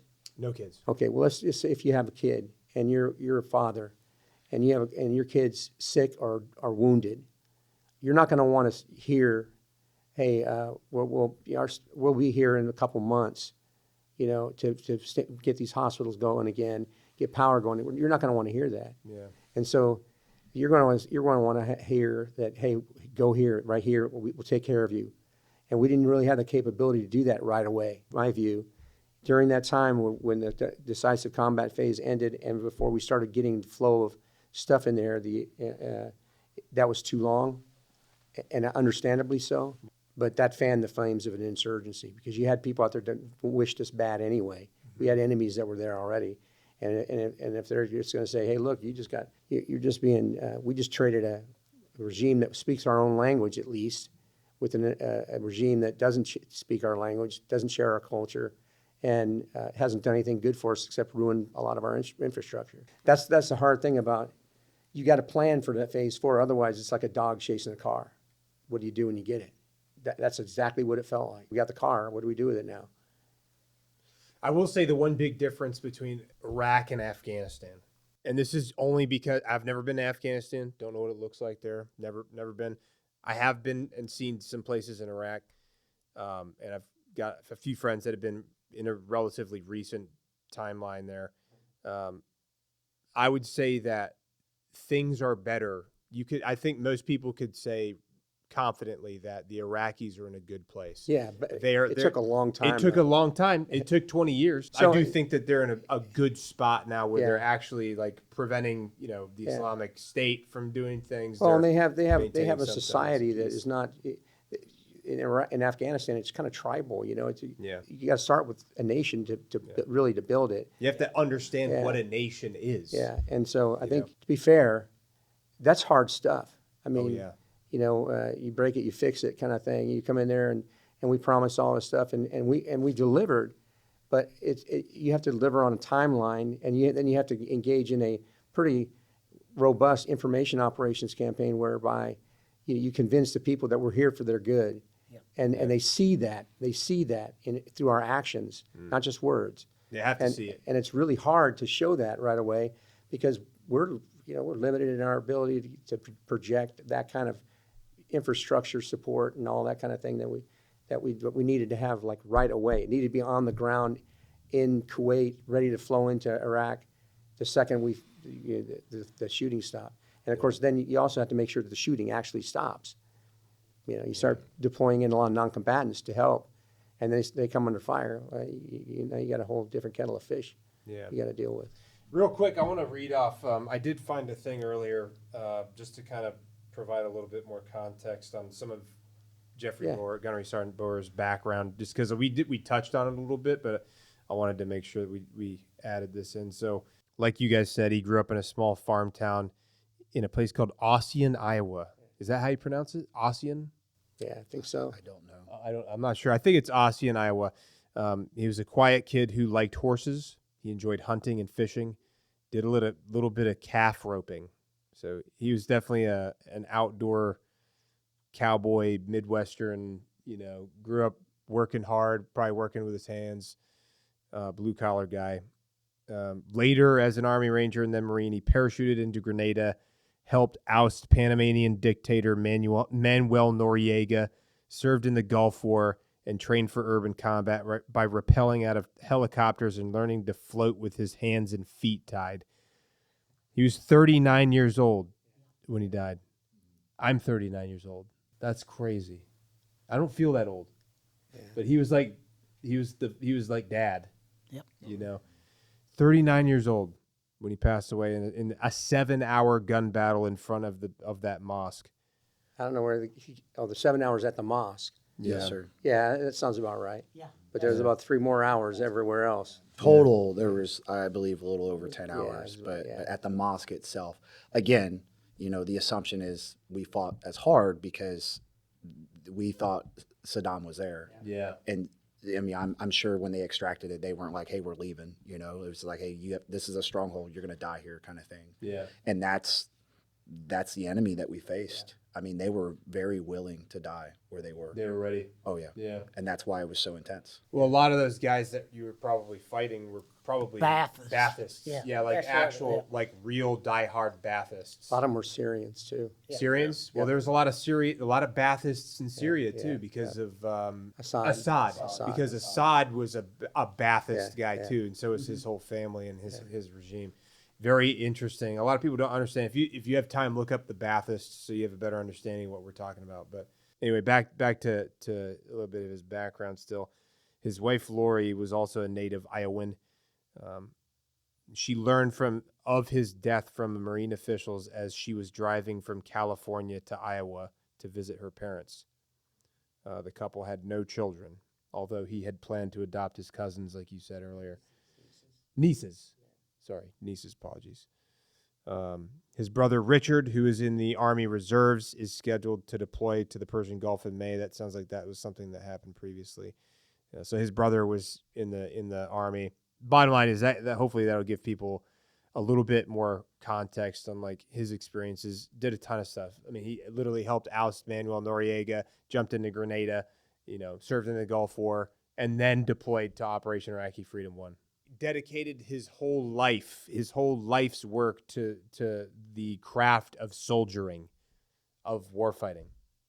Not a lot of people do that in that way, That's a hard life. Like you said, I think there's few people that they could have picked other than him, based on what he did, the things that he went through, his experiences, and the type of person that you guys have described him to be. It's a service like no other because everybody knows everybody knows, at least if you're in like a promotion board or some other kind of board, somebody in that room knows everybody that's coming up before that board personally. At least one person does. Yeah. It's not like that in the other services at all. It's not. No, it's not. No way. Isn't that interesting? That's something I was thinking today, even like when we were meeting up earlier this morning. There's like connections. Everybody, there's like different people run into each other, and they're like, "Oh, I worked with you over here, and we worked over here," and like everybody knows each other. Because we're a little bit smaller, of course, like 185K or whatever it is. Much smaller. Yeah, but I think that makes it like part of its culture, like you've said, part of its culture, and part of it's like the smaller you are, like the more closely knit you are too. And like you said, and like you've said, nobody cares more about Marines than Marines do. Yeah. I think that's definitely a defining characteristic that differentiates us from the Army. Yeah. Even like you said in the National Guard, like if you're a Marine in the National Guard, you're still a Marine. Like I met a bunch of guys that were Marines that were in the National Guard on post in Syria, for example. We hit it off really easy. Guys that were in like 8th Marines or various units or whatever. I happened to like get up onto a battle position just to like see what they were seeing from up there, and guy happens to be a Marine. He's like, oh yeah, I was in 1-8 or 2-8 or whatever, and then I decided to do the Marine to Guard program because there's a program specifically designed for that, for liaisoning active Marines to the Guard. But I want to real quick. I'm sure you guys have a lot of stories about him, and I think it'd be kind of important maybe share like a personal story of Gunnery Sergeant Boore that maybe a lot of people don't know about, that I think could be like just to be like, hey, this is an experience I had with him, like a conversation that maybe you thought of or that you can think of that we haven't brought up or discussed. For those not familiar with Camp Pendleton, one of the premier ranges on Camp Pendleton is Range 800. It's up in the hills of Case Springs with trench system. It's a pretty gnarly range, right, with very difficult and treacherous terrain. And we were up there, Alpha Company, of course, in typical fashion, like we hiked up there on the backside of San Mateo Canyon. How far of a hike is that? I would say lengthwise, not very long, maybe 10 miles. Okay. But the elevation, that's what's going to kill you. Both ways, actually. Both ways. Uphill both ways? Yeah, how do you No. get? And we were barefoot. And no, I'm just kidding. I'm just kidding. Yeah. We don't have boots. No, it's just when you get older, going downhill actually hurts It worse hurts than going more. underneath. Yeah, it hurts Just throwing your it knees, out. yeah. Just throwing it But out. the trench system, there were railroad ties that went across for whatever reason, right? I assume like because EOTG, SOTG at the time, they're the evaluators for the MU for you know to get approved when you leave, right? So I assume they would just stand over there, whatever crossings. Me being the boot that I was, right? I'm just very laser focused, with 1 degree in front of me, and I'm running full speed down this trench, and I clipped 100% of my head on that railroad tie, and all I remember is like looking at the sky, and our corpsman at the time, Doc Lloyd, who is now I don't know if he's still active, but he's a Master Chief in the Navy. Master Chief Right. He again. So talk about Yeah. the degrees of people that right. He comes up, he assesses me. Anyways, he's afraid I got like a neck injury, so they send me to Balboa. I want to say, a short period of time. At some point, the doc comes back and was like, "Hey, your gunny's here." And I'm laying in a bed, and I'm like, "Oh, man," And he came in, and he was very compassionate. In Balboa. And I'm sorry, in Naval Hospital, Camp Camp Pendleton. Pendleton. My okay. apologies. Gotcha. So the old Naval Hospital, right over by Lake O'Neill, used to be there. It's not where it is today. So he meets us there. He comes in. He just cuts up with me, right? And I'm a young Lance Corporal, and I'm thinking, this guy's going to yell at me for getting hurt or something. About to get my ass chewed. Right. Yeah. It was like, why did you get injured? Why am and he was not. He was like, hey, take care of yourself. It happens. We kind of laughed about, how stupid it was that I went full speed into a railroad tie. But he personally took the time. He by himself. I'm sure his driver was outside with the Humvee. Right. Again, we have operations going on, training operations, and right now. Came back, spent some time, sat with me, kind of talked to me about some stuff. And that's when we were just talking about guns and, hunting. I'm from Ohio. There's a lot of white-tailed deer out there hunting. Same with Iowa. I just saw like a real human side to Gunny. And it was like, hey, everybody gets hurt, right? Just get back in the fight. And, as soon as I could, I got out of there, got back in the fight. But I will always remember that, right? Because, as I've continued my career or even become a father myself, those are things I try to emulate, right? Compassion and empathy, which doesn't mean I'm weak, right? Or hey, everyone gets injured, right? And all of us have grown up in a time in the Marine Corps was like, you don't, if you get hurt, you don't say anything about it, right? And so he was kind of like the guy was like, hey, it's okay. Just heal yourself up and get back in the fight. And I did. And so, and again, that's just one of a million things that were great about Gunny Boore. Because as soon as he left that hospital, he was like, just full of piss and vinegar again, just like laser focused, but he understood, and what's even, and, I didn't know that he didn't have any children until after his passing, but you would have thought he would have been a father for many years the way that he, and I think what it was just, I knowing his family now, I think that's probably how he was raised, right? Was hard and compassionate, right? And talking to the brothers the same way. And then also being the older cousin, he kind of was just like the ringleader was like, hey, like knock it off kind of thing. So it just kind of like flowed evenly and effortlessly into leadership positions, right? But yeah, I mean, and in 25 years, I've had many Marines get hurt and injured.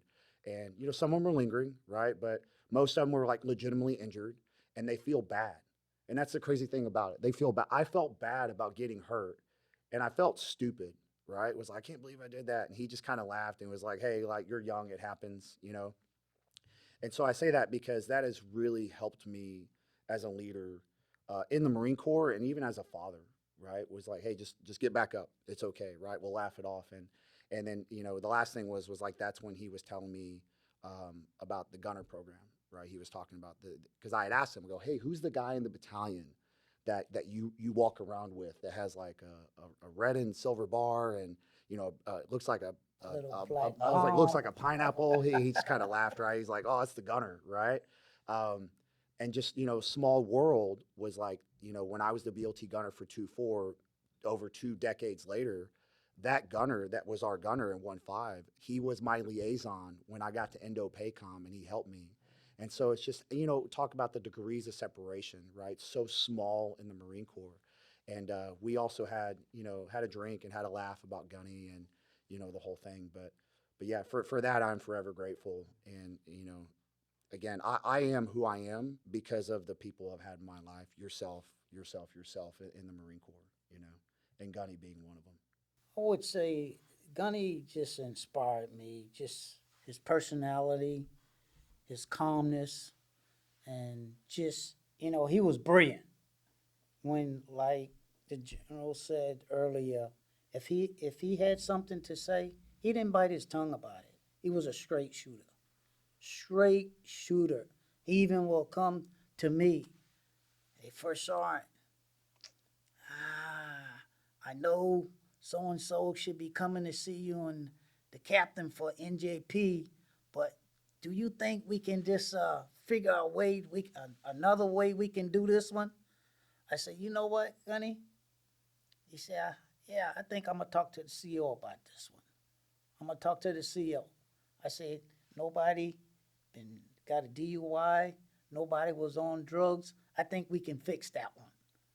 But we can't fix someone popping on the piss test and someone getting a DUI. We don't fix those. Yeah. But the little thing here, guy was UA for a couple hours, Platoon Sergeant, I know he want to write him up, but we gonna fix that. We can fix it another way. I'll let him work with you. He'll work with you, spend some time with you this weekend, okay?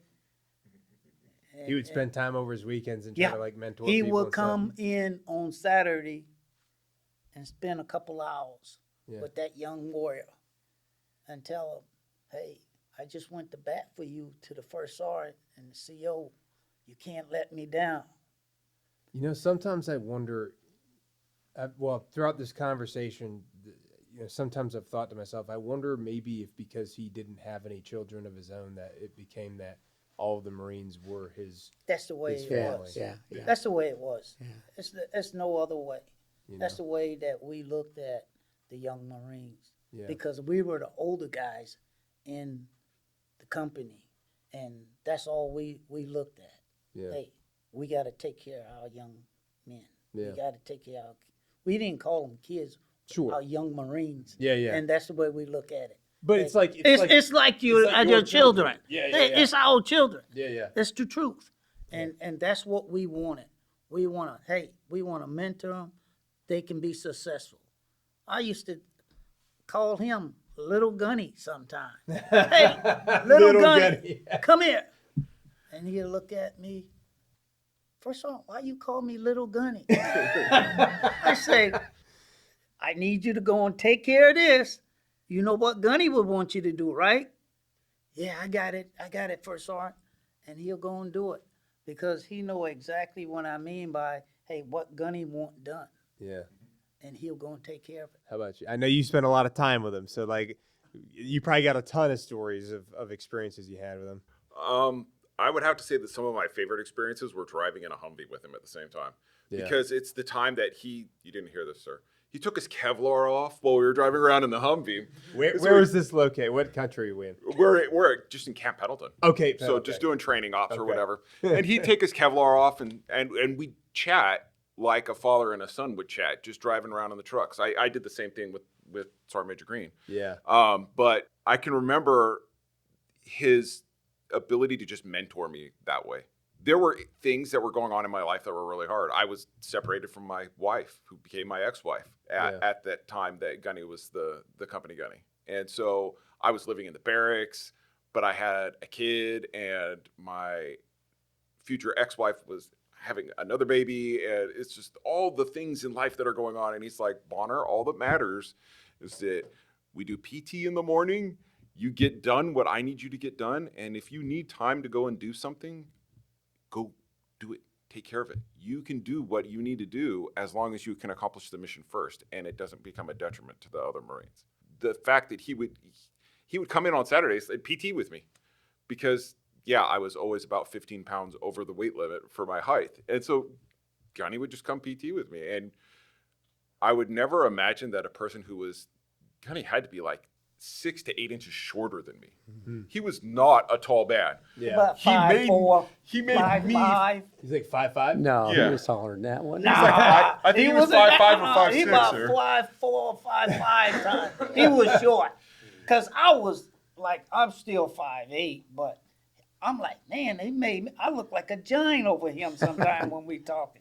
And I'm like, man, Gunny, I didn't know you was this short. It's probably all that jumping out of airplanes. Yeah, he probably started at 6'2" or Yeah, he's something. probably 6'2" in the beginning. Pounded into short But shape. he would do that it didn't matter. And I think it really is. He poured himself into his Marines, especially in Alpha Company. You could see it because every single one of us, I think, Gunny somehow pulled you aside and said, hey, this is what's going on. This is what you need to do. If you can do it, I've got your back. If you can't do it, tell me and I'll get you help. And because I was constantly going on working parties to go do something for Gunny. I don't think I ever had to say, hey, who can help me? All I had to say was like, hey, let's go help. And half a platoon of Marines would stand up to come help me do something for the Gunny. Because all of us would just do whatever he needed us to do. Because we knew that it wasn't busy work. It wasn't go down to the armory and clean weapons for 6 hours. If we were going down to the armory and cleaning weapons for 6 hours, it's because the weapons needed 6 hours of maintenance. Yeah. So there's a purpose, Yeah. a real purpose. And he never ever jumped down my throat if I said, Gunny, why are we doing it this way? Yeah. Could we do it this way? He's like, no, we need to do it this way because it teaches us this skill that can save a life someday. So he would explain the purpose behind why we had to do the hard things as a Marine. I think sometimes the why helps explain like why you're doing something. It like gives people like some reasoning behind it. Because like one of the things people hate about the military a lot of times, at least like from my limited experience, is like if you're doing something and nobody told you why you're doing it, and you're just like, what the hell are we doing? What's the Gotta see the purpose of it? purpose. What's the Gotta see why? What's the commander's intent? What's like what is it we're doing? What's the in here? order to? Yeah, what's the in order to? Like, because then you're like, okay, got it. Maybe this sucks. Okay, that's fine, but there's a reason for it. Yeah. You know, people like to know that there's a reason for them doing something rather than like, hey, there's no purpose for it. You're just doing it because I told you to. That's not quite, doesn't really add up to the same, basket, right? So I think that's the fact that he took the time to explain that, as a gunny to a lance corporal or whatever it is, like, I can see why that would be meaningful. Yeah. He could still hold the aura of being the company gunnery sergeant, but that he could be a human being with you at the same time. Yeah, but that's something else that you bringing up as well, the human aspect, Sir? Well, I got two things to mention, and I'm glad you gave me time because the part of flow as freely to me as it did with these three because they've had day-to-day contact with them all the time. The two things I remember was the one on the day he was killed, after we attacked into Baghdad, and I think it was when Captain Sokol's vehicle went down, and I came up and I stopped by him, by Captain Sokol's vehicle, and Gunny Boore showed up. I don't know where, at this point he was there, and this is right after me saying, okay, you're not going, and then he's saying, oh well, I beg to differ, kind of thing, and then Captain Sokol came and said, hey sir, you're gonna have a fight on your hands if you don't let him go. This is on the heels of that, right? So and we're there, and we had just been through a pretty big fight. And there was a little bit of a pause right there where Captain Sokol's vehicle had been hit, not hit, but it was incapacitated for a moment. And we had to fix it. And I'm seeing him, and I'm looking at him, and he's just got this shitting grin on his face the whole time. And I see him, like, hey Gunny, and he's just like, Colonel. He says Colonel. Right. And the thing I like about that was I think he showed me that I got my way kind of thing, but also he was in his element. He was totally in his element. He was happy doing what he was doing. That's what he was meant to do. And the other thing I want to mention is, all of us know this one, but the night before we crossed the line of departure, we had a big day before we had like a field meet.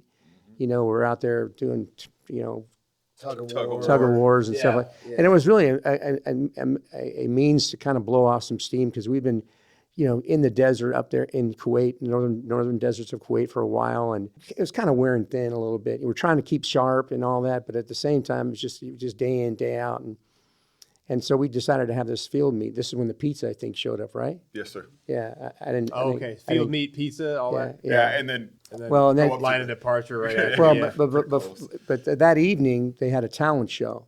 And Talent show. and they say that the highest form of flattery is imitation. Oh, yeah. Well, the Marines of Alpha Company got up and were doing imitations of Gunny, Boore, and First Sergeant. there. And I have never laughed. I laughed so hard I couldn't. I just had snot coming out of my nose. Tears going down my best time eyes. It was of the the whole funniest time. damn thing I've ever seen or heard in my life, because they had him down perfectly. I couldn't get over it. And of course I was like, well, this is really very entertaining, but I would hate to be those guys now, because tomorrow is going to suck. Fortunately we got called and we actually moved out we hit the rack that night. We did. Yeah. And we got woke up. And then At like and 2 in the I think I'm not quite I'm not asleep yet, but I'm in my hooch, and then the air officer for the regiment comes in. He comes in and he goes, hey, sir, you need to meet in the Regimental Combat Operations Center, which is a tent. And Which is a tent. Right? You need to meet in the regimental tent. Gotcha. So I go, am I going to be able to go back to sleep, or do I need to get some coffee? He goes, get some coffee. I go, That's when you knew. I go, oh, okay. Sure enough, we got the call, and then I think all those Marines that imitated the Gunny and the first sergeant got a reprieve because we were so busy the next day. Maybe they didn't get the full brunt of their retaliation there, but it was hilarious. Yeah. It was the funniest thing I ever heard. I think Ackerman was one of the guys that was doing He Gunny. was. Yeah. If you don't mind, right? Because it jarred my memory. Yeah. I told you this story on the phone. You thought it was funny, so right. So I got promoted to Lance Corporal at ITX and the Kwanzaa huts of Camp Wilson. I got promoted to Lance Corporal in ITX. You did. Yeah. You did. We Wow. were together. I was his platoon sergeant and a platoon commander for CAT for 2 deployments. Yeah. Um, That's crazy. Right.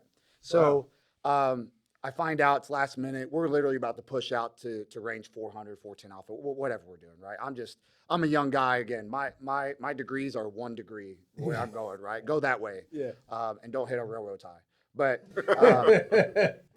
But so, I go down and see Gunny. He's got a field desk, right? As soon as you walk in the Kwanzaa, he's right there. He's got his field desk. And he's like, hey there. He's like, AG, you're getting promoted today. And I was just like, yes, Gunny, I'm getting promoted to Lance. And he like smacked the desk and he stood up and he was like, that's Lance Corporal. And he like gave me a tongue lashing about how important it is to, not, be disrespectful to the rank. And so, shortly after that, we walk out and just right there, First Sergeant Green, who's probably read 10,000 warrants in his life. There was no warrant. There was no nothing. So he goes off and he reads it, right? And then at the end, everyone, is like, hey, congratulate Lance Corporal AG. So they all line up like where Sergeant Major is. Gunny and First Sergeant are right there behind him. So they walk up, and I'm talking about right in front of them. They shake my hand, and then they go, boom, boom, right? They get me. Oh, yeah. They got you? The whole platoon gets me, right? I mean, I'm like bleeding at this point, right? I mean, it's like obvious, right? Yeah, and yeah. they're just standing there, stone-faced, just looking at me. And then Gunny walks up and he goes, congratulations there. So there was his word. He would say the word there. And many times it was unneeded. It was an just ism. like an extra It was there. Right. Yeah. Congratulations to the rank there, right? And so then First Sergeant walks up and he goes, hey, devil dog. He's like, did they get you? And like, Did they get and I look over my shoulder and there's Gunny and, Staff Sergeant Kinzer, who's 6'8". Yeah. And they're just looking at me, right? Like, what are you going to say? And I was like, no, First Sergeant, they did not. He goes, good, then I will. And he goes, whoa, right? And Gunny just like, and grin was like, he's like, all right, get to work, right? Business time. We loaded up and went right out to the field. But, no love lost. I'll say that. Yeah. It was great. And I wouldn't have had it any other way. That's so Yeah. funny. It's Statute of limitations is That's yeah, right. yeah, it's long gone. Right, Yeah. right. But what's really funny is I saw a video on social media not too long ago, and this is kind of off topic but similar. There's a Marine whose father was also a Marine, but his father retired. his father promoted him, and he's like, he made sure to Pin him. Pin him. Yeah. Yeah. Because, I mean, he's his dad, and he's not in the Marine Corps anymore, so he can do whatever the hell he wants. That's you right. know what I mean? That's right. He's his father. His father has permission to, discipline his son if he wanted to or whatever when he was a kid. So. Again, regardless, my stance, I'm still active. Sure. It's wrong, right? But it's part of tradition. Yeah. Right. And the pinning, I think, people take it excessive. That's wrong. Yeah. Right. But it's a signed tradition. It was like, welcome to the brotherhood, right? You made it. Yeah. Right. And that is why we are as a service, who we are. And, a lot of those traditions, keep us alive. And like for Gunny, for instance, it was just like how he is as a leader. Like that's traditionally, that's not a Gunny Boore. That's like a Gunny Basilone. Yeah. That's like, General Lejeune, like the caring about your Marines, making them part of the culture, meeting them where they're at. They're not going to meet the standard, meet them where they're at, uphold the standard, then raise the bar again, right? And it's just something I again, if I could go back in time, I'd have it the exact same way. Yeah. Yeah, Gunny was huge on the tradition of things too. Like we could call him Gunny, but don't shorten any other name in the entire rank structure of the Marine Corps other than his. Yeah. And it passes on to, like my kids all know all my Gunny stories because I tell them my Gunny stories. Because if I would have had another son, he probably would have been named Jeffrey because he meant that much to me. That tradition just is passed down to our kids, to our Marines, to my soldiers even heard Gunny Boore stories when I was in the National Guard over in Iraq. And the reason why I do X, Y, or Z is because that's how Gunny taught me to do it. It's obvious the level of impact that he had. And, I'm excited to see where this goes. I hope that they post the announcements for who gets selected and stuff so that person can be publicly celebrated with, in whatever unit they happen to be in. Ideally, in my mind, the way I envision it is like, okay, somebody gets selected for it, then like the battalion commander of that unit, the CO and like Sergeant Major, they have like all staff and O go to do something together to celebrate it all together, like as a family, and then like, It's a great idea. and then That's it, encourage people to want to aspire to be like that, to be like him, which is what this is going to do. It's going to inspire people to want to be better, to want to like have an impact on culture.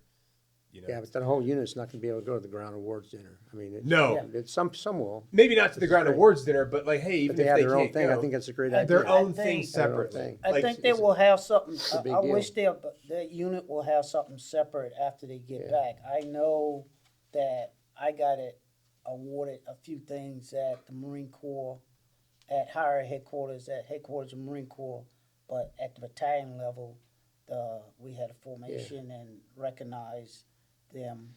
And I think that this award, just like the young captains get recognized with the Lethbridge Award at headquarters of Marine Corps, that's an impact. Yeah. And this is an impact to the Marine Corps for the 0369 community that talks a lot about Marine leadership is, anybody can say the word leadership, but can you walk that talk that you're talking about? And that's what this guy did. He led by example, and he took the initiative to do things that we never had to say. As a company first sergeant, all the other first sergeants say, man, I can't get my gunny to get this or get that. No. I used to tell him, I said, man, I don't ask my gunny nothing. He just takes the initiative and do it. Yeah. If I'm not around, he played the first sergeant role and the gunny role. Yeah. That's that one up, one down thing, Yeah. which is also something the Army doesn't do a very good job of, but we do a very good job of because we have less people. Yep. So you have to like delegate responsibility down to lower levels. And like, it's a hard thing to do as a leader, is to be like entrusting people with responsibility, because it could be scary if you don't have control over what they're doing. But it's like when you were in that position, your battalion is disaggregated all over the place.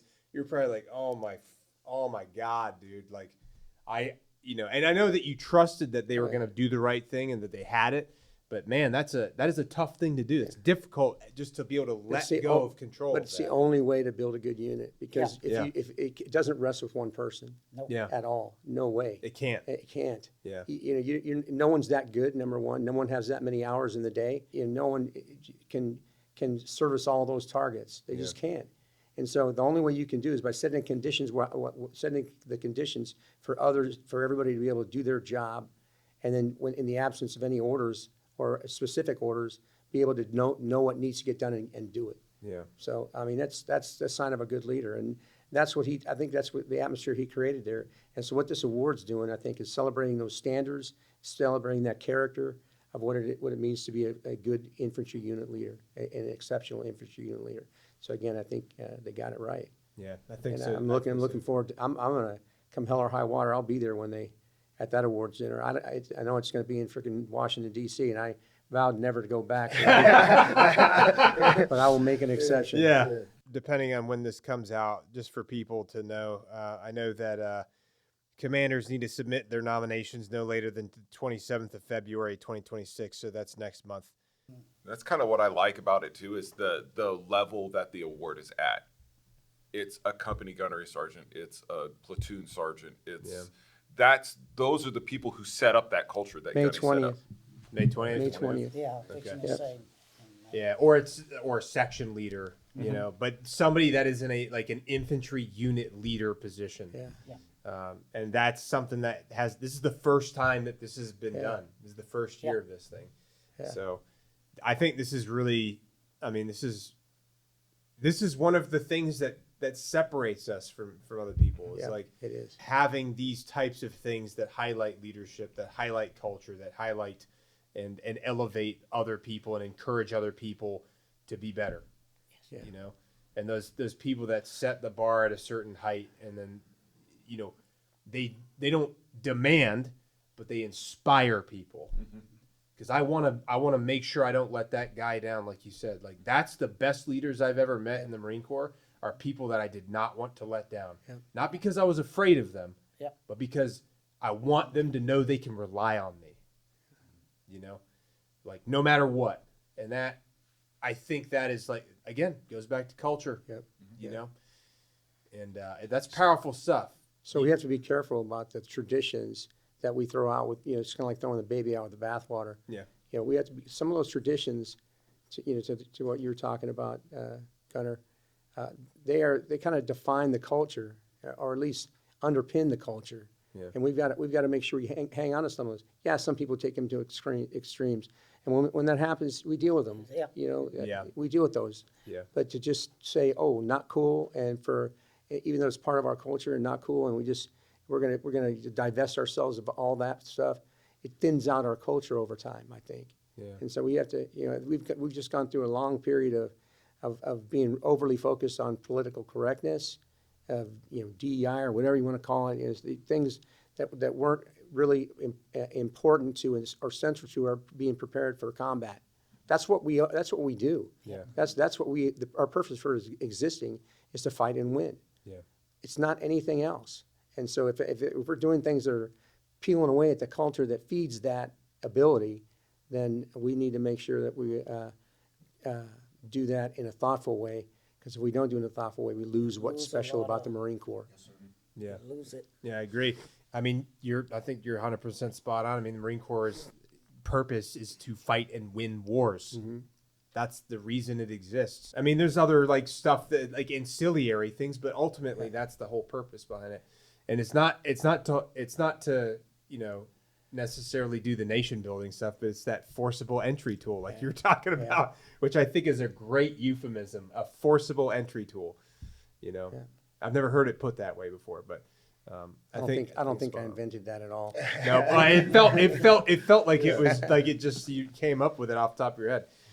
Well, either way, was there any last minute parting thoughts about Gunnery Sergeant Boore that you wanted to put out? Maybe something that you hadn't thought of or mentioned prior to that you want people to remember him for, or remember of him, or anything like that before we close this thing out? We will never forget what we went through. We'll never forget the camaraderie ship that we had with each other, the ones we lost, and the one that laid down their life for this great nation. We got to continue to hold the torch, no matter what. Not just on Gunny behalf, but on the family of Gunny, to let them know he'll never be forgotten. And with this, that's guaranteed, because his name is immortalized in Marine Corps history and also new Marine Corps traditions. I just want to say that, due to an unfortunate instance, it brought the battalion and people, like myself included, to his family close. I may have never met his family. And now that I've gotten to know them, it's no surprise that Gunny Boore is who he is. Knowing his brothers, his wife Lori was a servant, of people. I told a story earlier was, when I was like a sergeant, I did odd jobs on the weekends when I had time for this website called Hire Patriots. And I started working for a lady south of here, and it was a very well-off family. Anyways, at some point, I had to do some moving for one of her daughters that had, I believe she had like a nervous breakdown. The father, I believe, like committed suicide, and it traumatized her. And she was a lawyer before this, right? So I'm just doing whatever it needs, right? I'm moving furniture from one house to the other with my truck. And, I walk up to the refrigerator, and I notice that there's a photo upside down. And it's obviously a Marine and a woman in a ball gown dress. And as I get closer, I realize that it's Gunny Boore. And this is someone I've never, been connected with outside of just doing these odd jobs, right? And then understanding that, they explained to me that Lori was the caretaker of the lady that had the traumatic incident. And it's just, it's twofold. One, I think it was Gunny saying like, hey, I'm still with you there, right? And then, understanding that like Lori, they're just incredible is an understatement, incredible people, servants and just compassionate, loving, caring people. And I just want to say thank you for everything. Thank you for sharing Gunny with me. He's helped me personally as a man. And, hopefully we can continue the traditions. And, I carry his peace inside of me, and I do well. But the Boore family is just incredible people. Yeah, do you think any last minute things you want to say? Just that I'm grateful for the opportunity to come and tell Gunny's story. That's the biggest thing for me, is I don't ever want his story to be silenced. And I want others to know about the man that was a second father to me. Yeah, my dad's still alive, and he's a great dad. But Gunny taught me how to do different things than my dad taught me. And I don't ever want anybody ever to forget it. All of my kids, I used to, when I would rock my babies to sleep, I would hum the Marine Corps hymn, because it's all that I could think of for a tune to sing to my kids.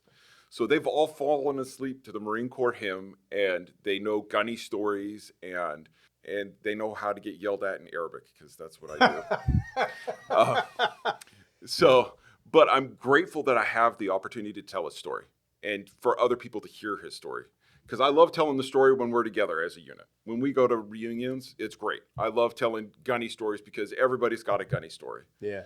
But I want others to hear Gunny's stories. I want other people to understand how good a man he was, how great of a Marine he was, and the impact that he had on so many of us.